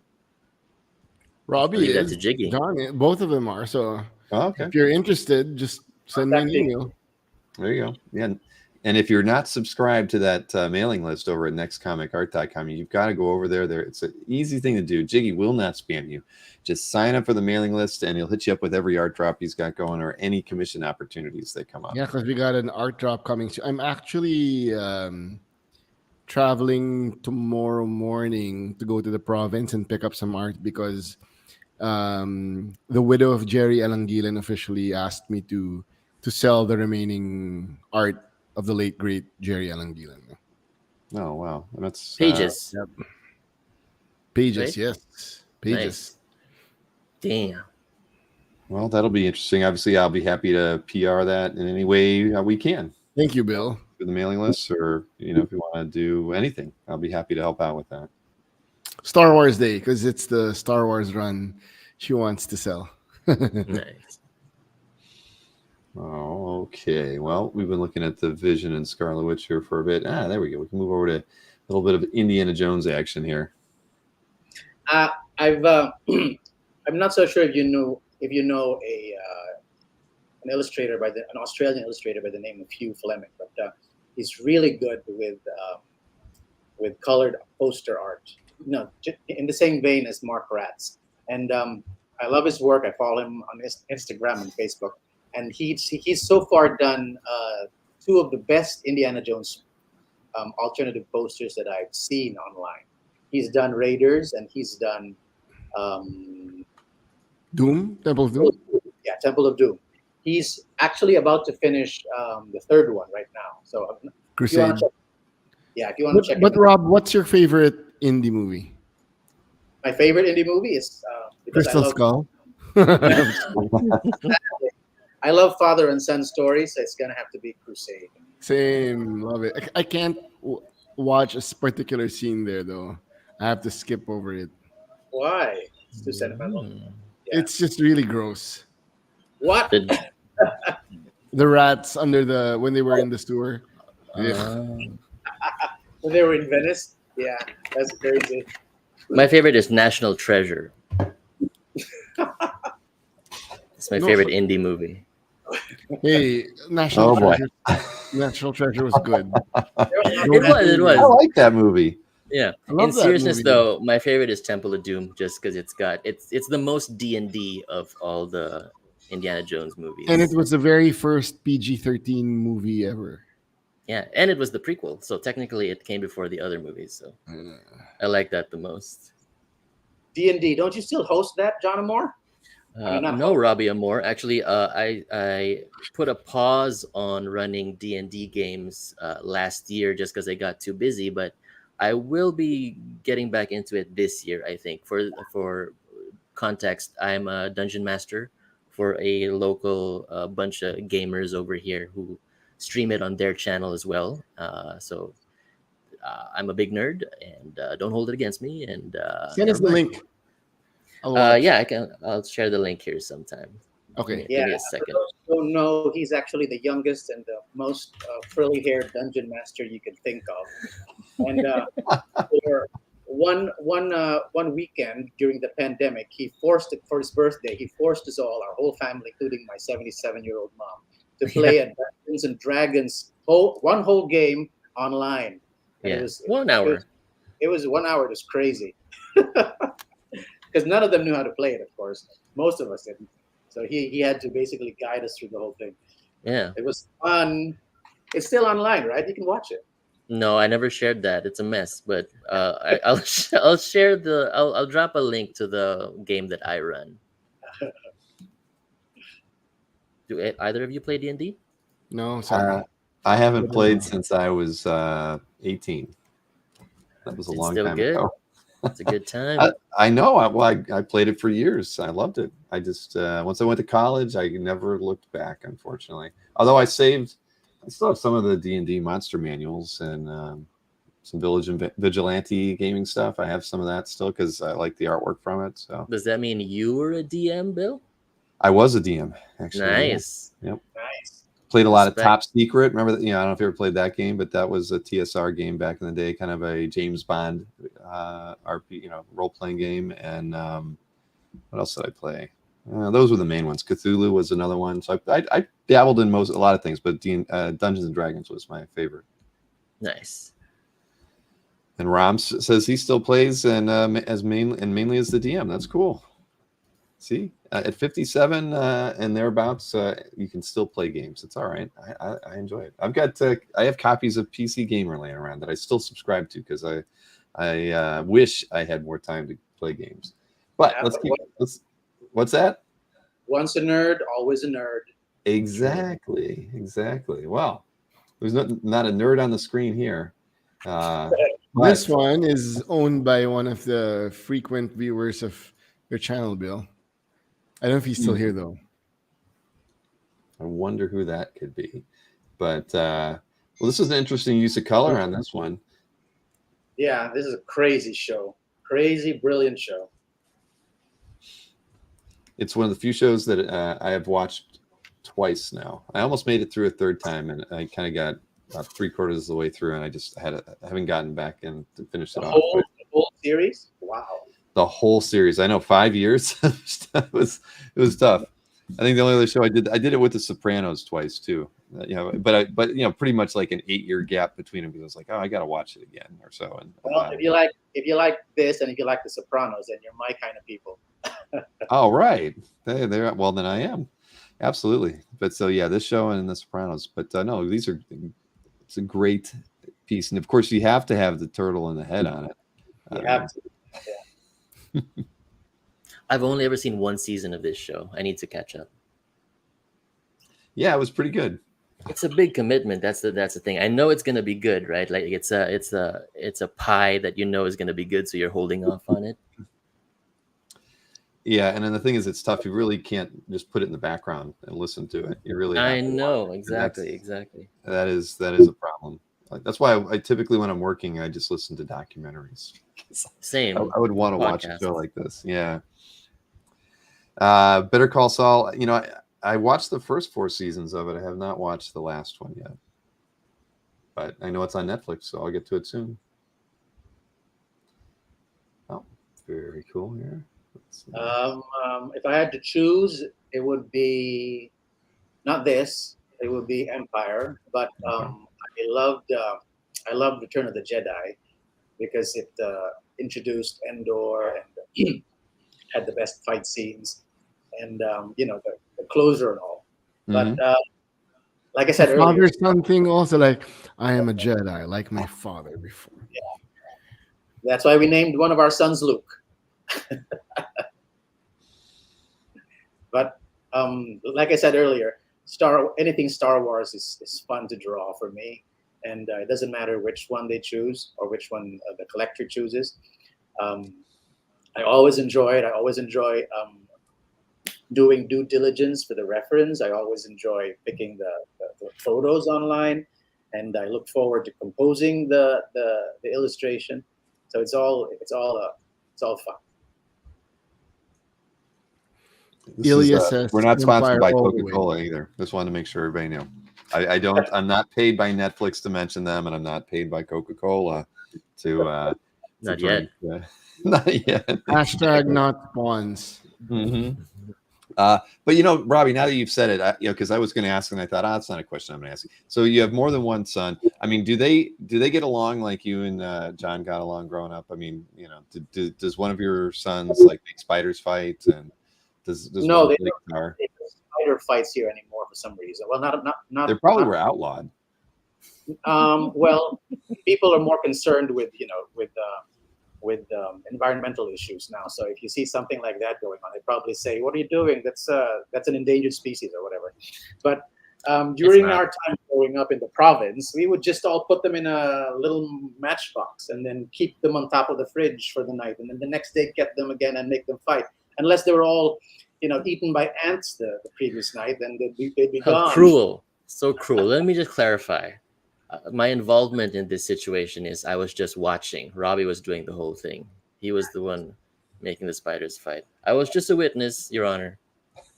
So, so basically, going back to your question, Bill, two of my kids have the same age gap as John and I go, so 8 years.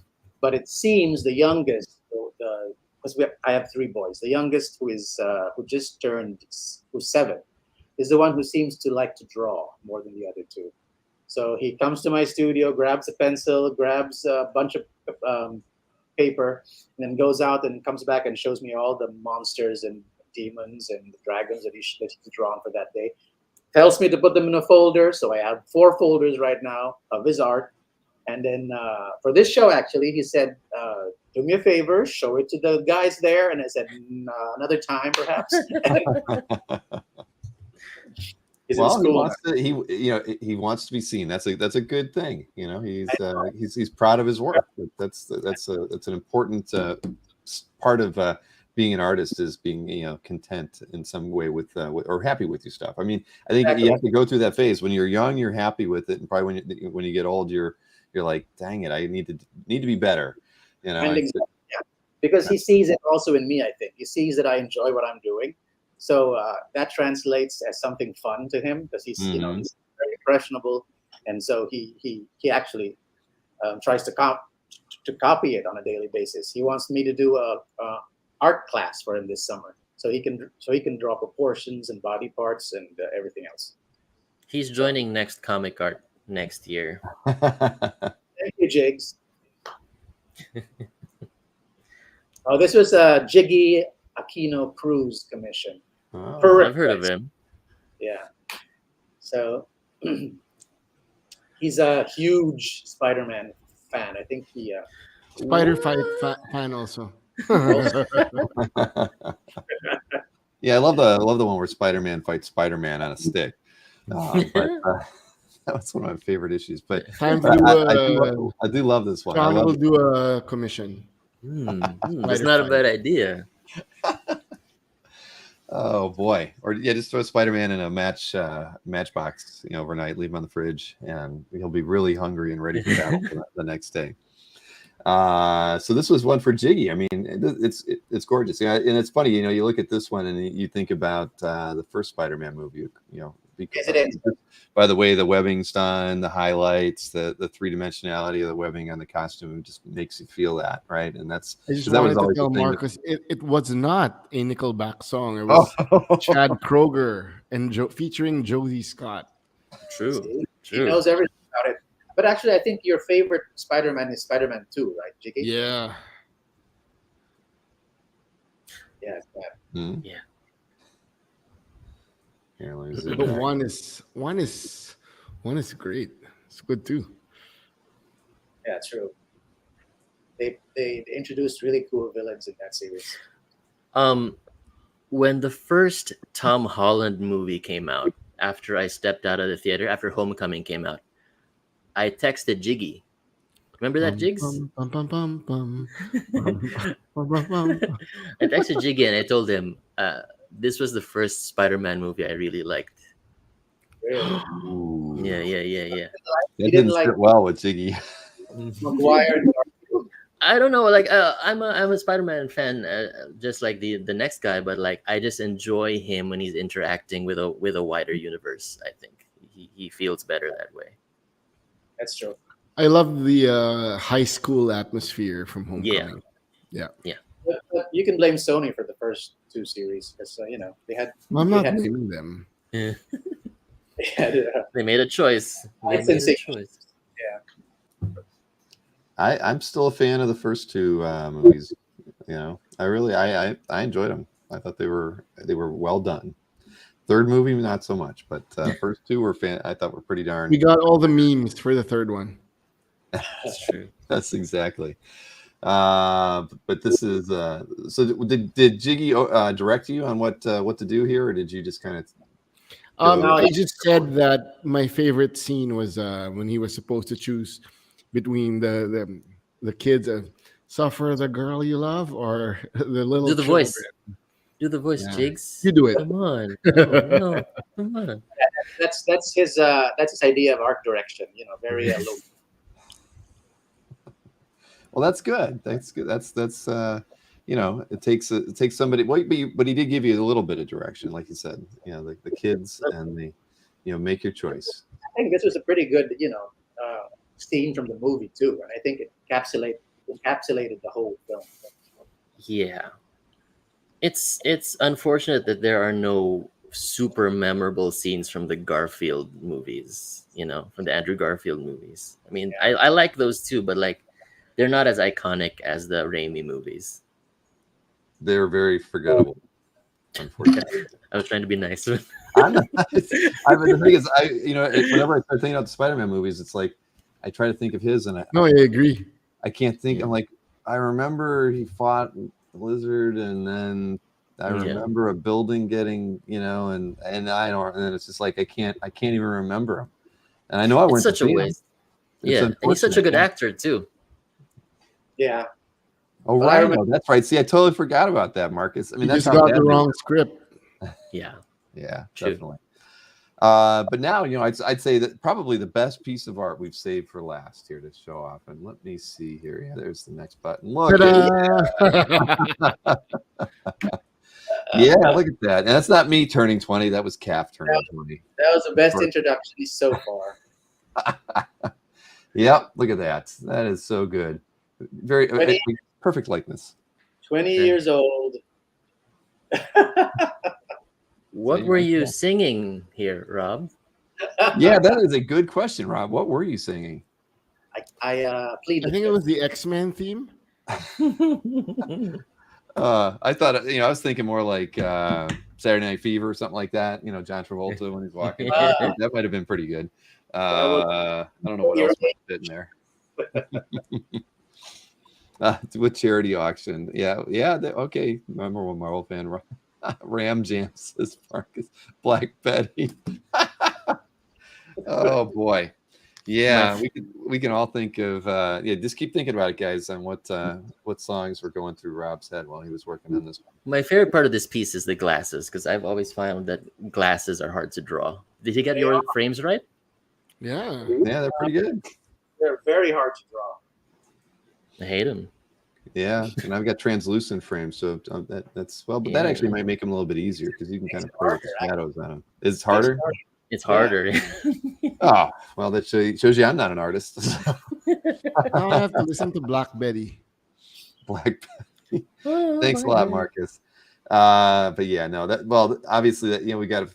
I opened that on a stream. Opened the artwork that was sent. That was that was a very great gift from many of the Next Comic Art creators, and and my family loved them too. I took them in there, and they kind of fawned all over them and loved every piece. So I have to thank the team once more for doing these. This was great. But now I get to thank you in person, Robbie. Thank you. My pleasure, sir. But now we're not going to look at it anymore because you get to look at me all the time on this channel. What? Yeah, I'm the lead singer. Okay, Marcus. Let's go ahead and show the last three pieces of art, and we can recap the few that didn't sell earlier. So let's see. Next up, we got lot number 7. This is Robbie's last piece of the night. This is the Daredevil on 11x14, priced at $350, like the Batman was.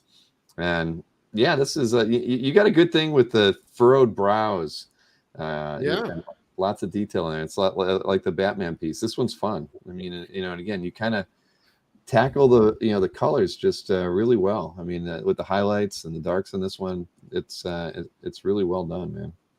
I didn't want to do too many Thank you, colors. Ron Shepard. Thank you, Ronald.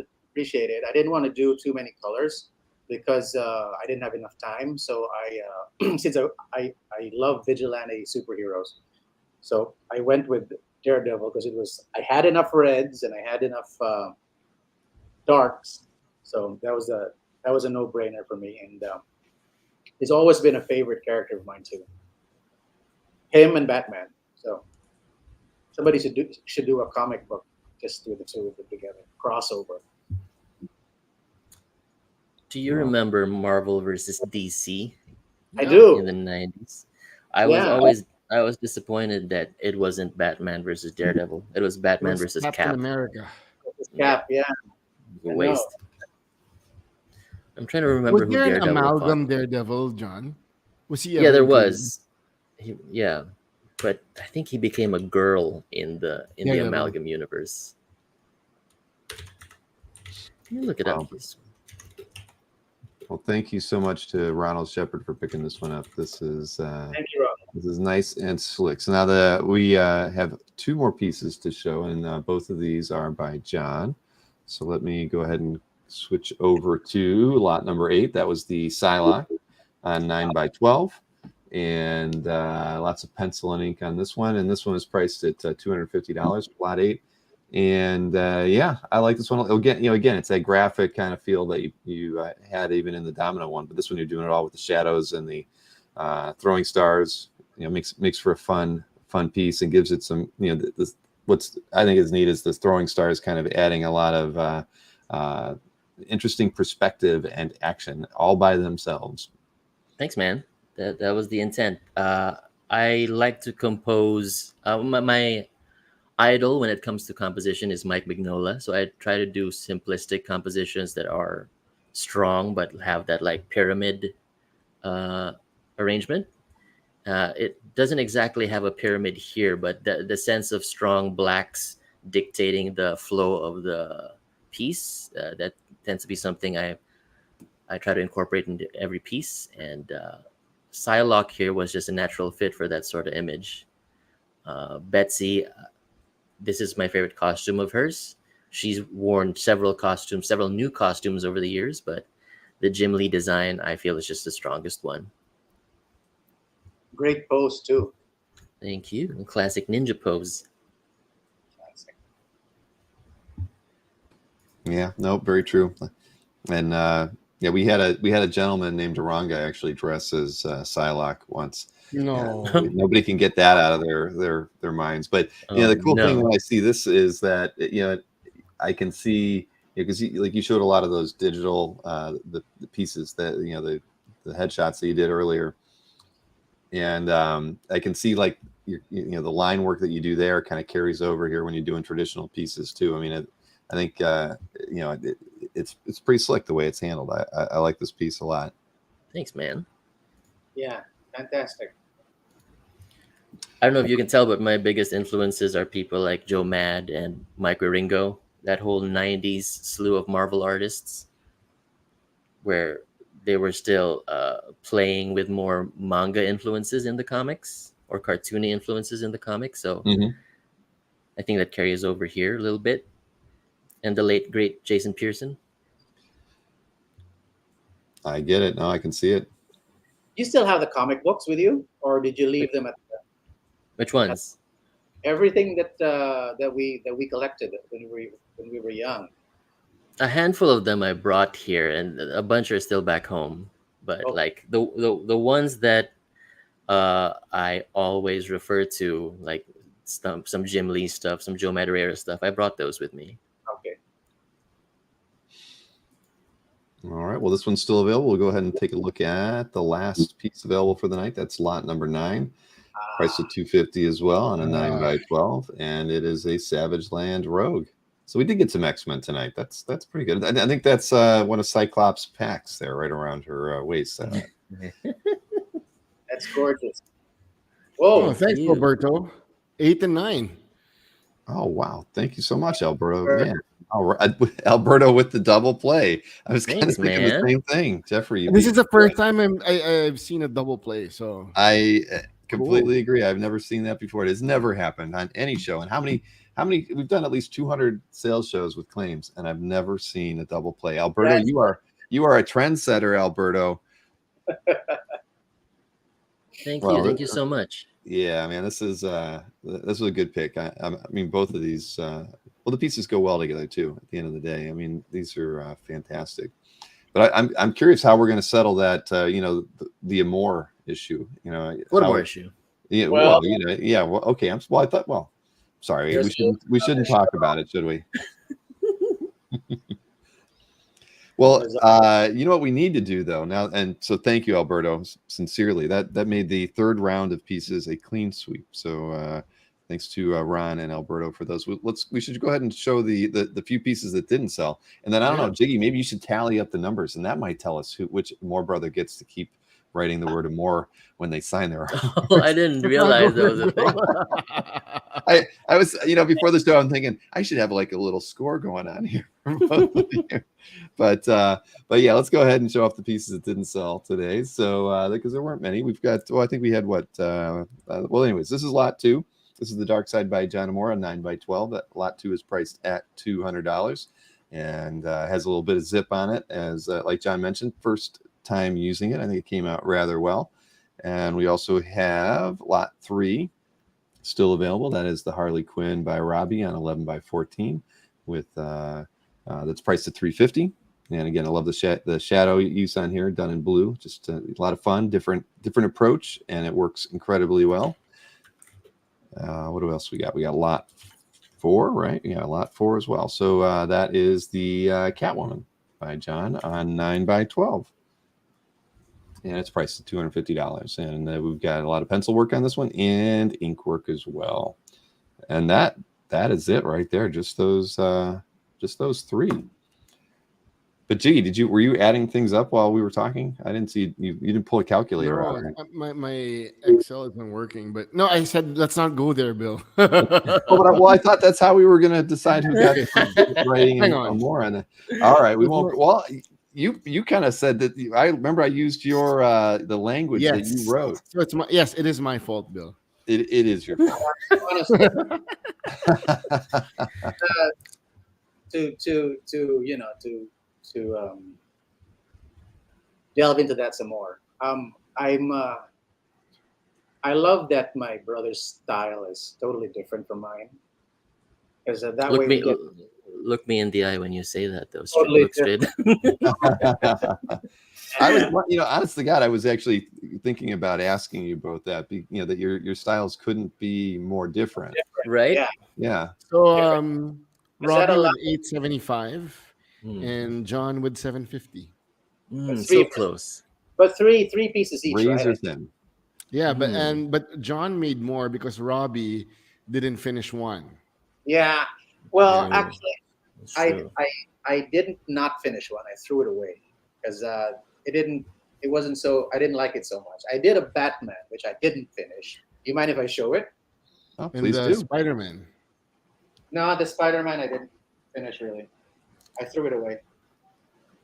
Oh wait. While he's getting that, guys, 875 and 750. That's our age gap. Me and Robbie. So I'm gonna mail this out this afternoon, by the way. So that's Harley.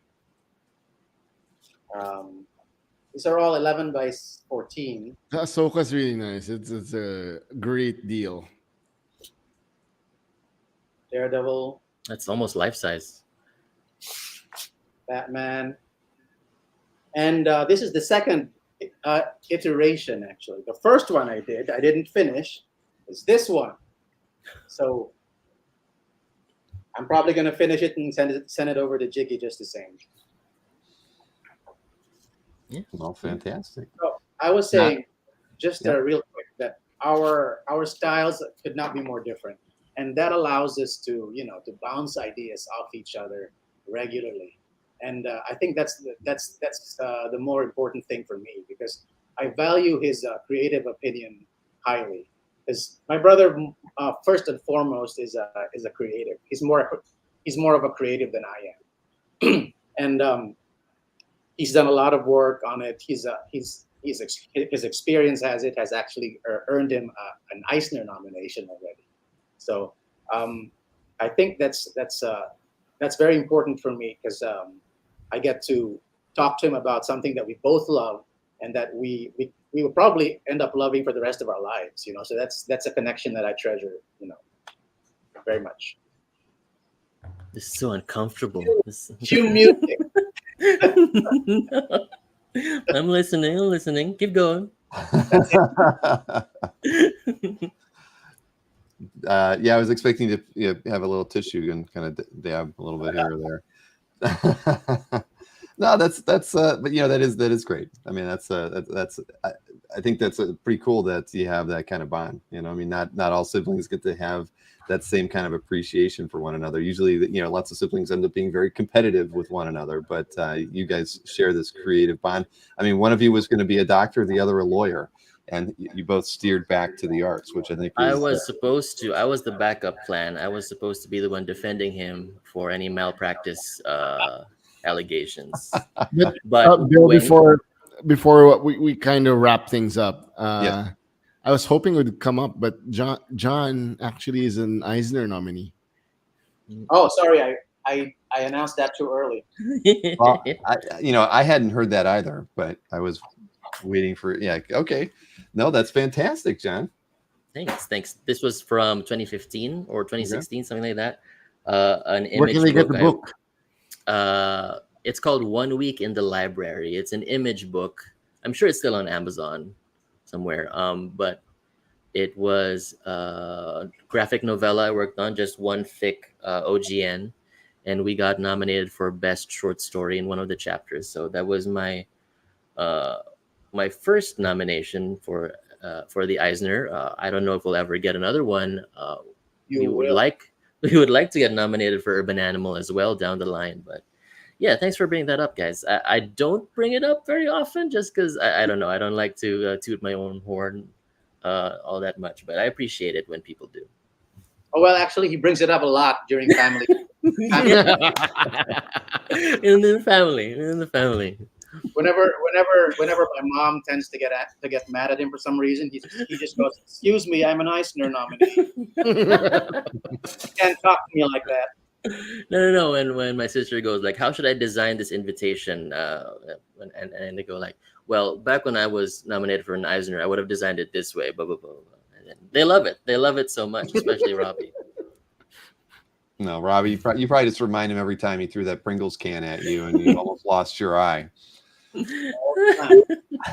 Rob, next time you show up, we want Pringles at the back. I will. Yeah. Well, I should let everybody know. Not sponsored by Pringles. Not yet. Hey, let me see here. Where was that slide? We should remind everybody, right? That what email should we tell everybody to email you at tonight? nextcomicart@gmail.com. There you go. So those of you who claimed artworks, you're going to email Jiggy at nextcomicart@gmail.com. And when you do that, include your mailing address. It's always good for Jiggy to have that. I mean, I'm sure some of you have bought from Jiggy before, I know. So, and Alberto, you've already got the cap piece there. So I saw that you're going to have everything shipped together. That's always a wise thing to do. But yeah, anybody else who, please let Jiggy know, well, for him this morning, for you this evening, that you've claimed artworks tonight. So this was a lot of fun, guys. I mean, this was a lot more fun than I was expecting. I didn't know what a artist spotlight was going to be like with two brothers on the same time with me. But this is great. Is this the first time you had two brothers, Bill? Absolutely, Okay. absolutely. Whoa. A first, just like that double claim. That's never happened before. People have packaged deals before, but not ever claimed two pieces where because usually, if they've done that, they're like haggling, right? They're going to say, I'll take, 4 and 5, and they'll like put a price in there that's $100 less than the combined price. They're wheeling and dealing. Never were they a straight claim like that. So Alberto is definitely a trend center with that one. I appreciate that. Hopefully it will be the first of many. Thank you so much. Yeah. I just want to answer Creative Keep. You had a question when items are on hold. So yeah. Sometimes, they don't pay. So Creative Keep, if something interests you, just let me know. There you go. And Jeffrey says there was this time when Mike and his brother, but his brother's just the guy who handles mailing his artwork. That doesn't count. I mean, so two brothers were on the screen. That is true. But was it two people involved in the arts in some way? Not really. I mean, unless you count a shipper as being, involved in the arts. I mean, I guess so. But who are artist brothers in the industry, like Andy and Adam, right? And that's Fabio and Buscema's Gabriel. Fabio and Gabriel. Yeah, that's true too. Yeah, you could throw Emma Kubert in there, right? I mean, as a sibling, a child. That's kind of interesting. So yeah, they're out there. They're definitely. Ilya, if you want to know John's commission rates, just email Jiggy at nextcomicart@gmail.com and he will fill you in. Or get a mystery sketch. But you don't know if you get John though. That's the thing. So you never know. Yeah. But we did get another order while the show was going on, so I don't know if that came from somebody in the chat or not. The Hildebrandt brothers, Colin, thank you. That's true. It's true. That is a very. How could I forget that? I love those guys. Fantastic. I collected the cards when I was a kid, and my favorite thing about the cards, aside from the art, was that they would have insights about the process in the back, which I barely understood because I was like 10 years old. But like, that's so cool. Yeah, and Kaiser got another pair there. Bo and Scott Hampton. There, Yeah. Many references out there. So I actually might have Bo Hampton on a art sale show in around August or so. He's got some project coming up, and so he wanted to do a show, talk about that, and sell some art. So, yeah, very cool. The Waringo brothers, man. There's too many references now. I don't know what else. That's so good. But listen, everybody, I had a wonderful time. We need to do more of these. G, absolutely. They're lots of fun, man. Well, we have one on the 29th. We do have another one on Saturday, right? We have Saturday 9 p.m. again. And I don't think you haven't sent me any materials yet for that. No, I was talking to Dexter. He'll send me.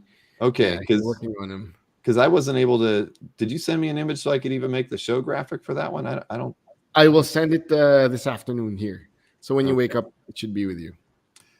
All right, yeah, because that's true. 9 p.m. on Saturday, I have Dexter Soy on with the Jiggy again. Wow. So we're doing another one of these. That's going to be a lot of fun.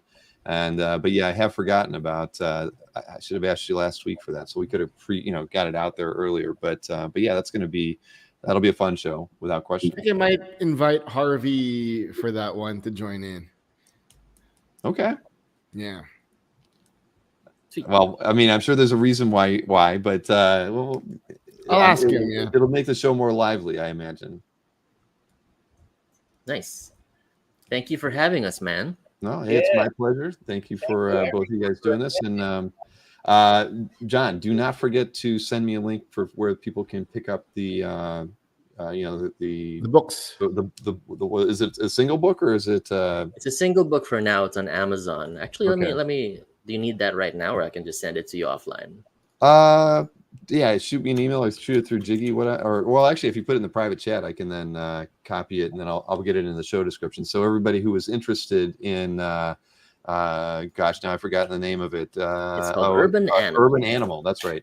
Those of you who would like to get it, all right. I can even throw it in the chat right now for those of you who are curious. Let me get it. Thank you so much. Yeah, no, this is. Alberto. Because I'm really interested myself, honestly. I'm going to pick up a copy probably after the show here. Did it call? Alberto, thank you. And go. thank you for everyone who watched and claimed. We appreciate it very much. Yes. And Kaiser, you're absolutely right. The Brothers Hernandez. I mean, that should have been way up at the top of everyone's list. But yeah, thank you for reminding us of that. All right. If we do another one of this, I'll have more embarrassing photos of John when he was little. Please. I want to see the Frazetta wall if you have a photo of that. Yes, I'll get that. I will have photos of young Jiggy. Let me fire up Mid-Journey real Wow. quick. And I'm just kidding. Oh man. All right, everybody. Been a lot of fun as always. And I'll see you again tomorrow night with a lively interview. But thank you, Johnny. Thank you, Robbie. Thank you, Jiggy, for another fun show. Thank you. We will Thank you all. I look forward to having everybody on again sometime in the future. Good night, everybody.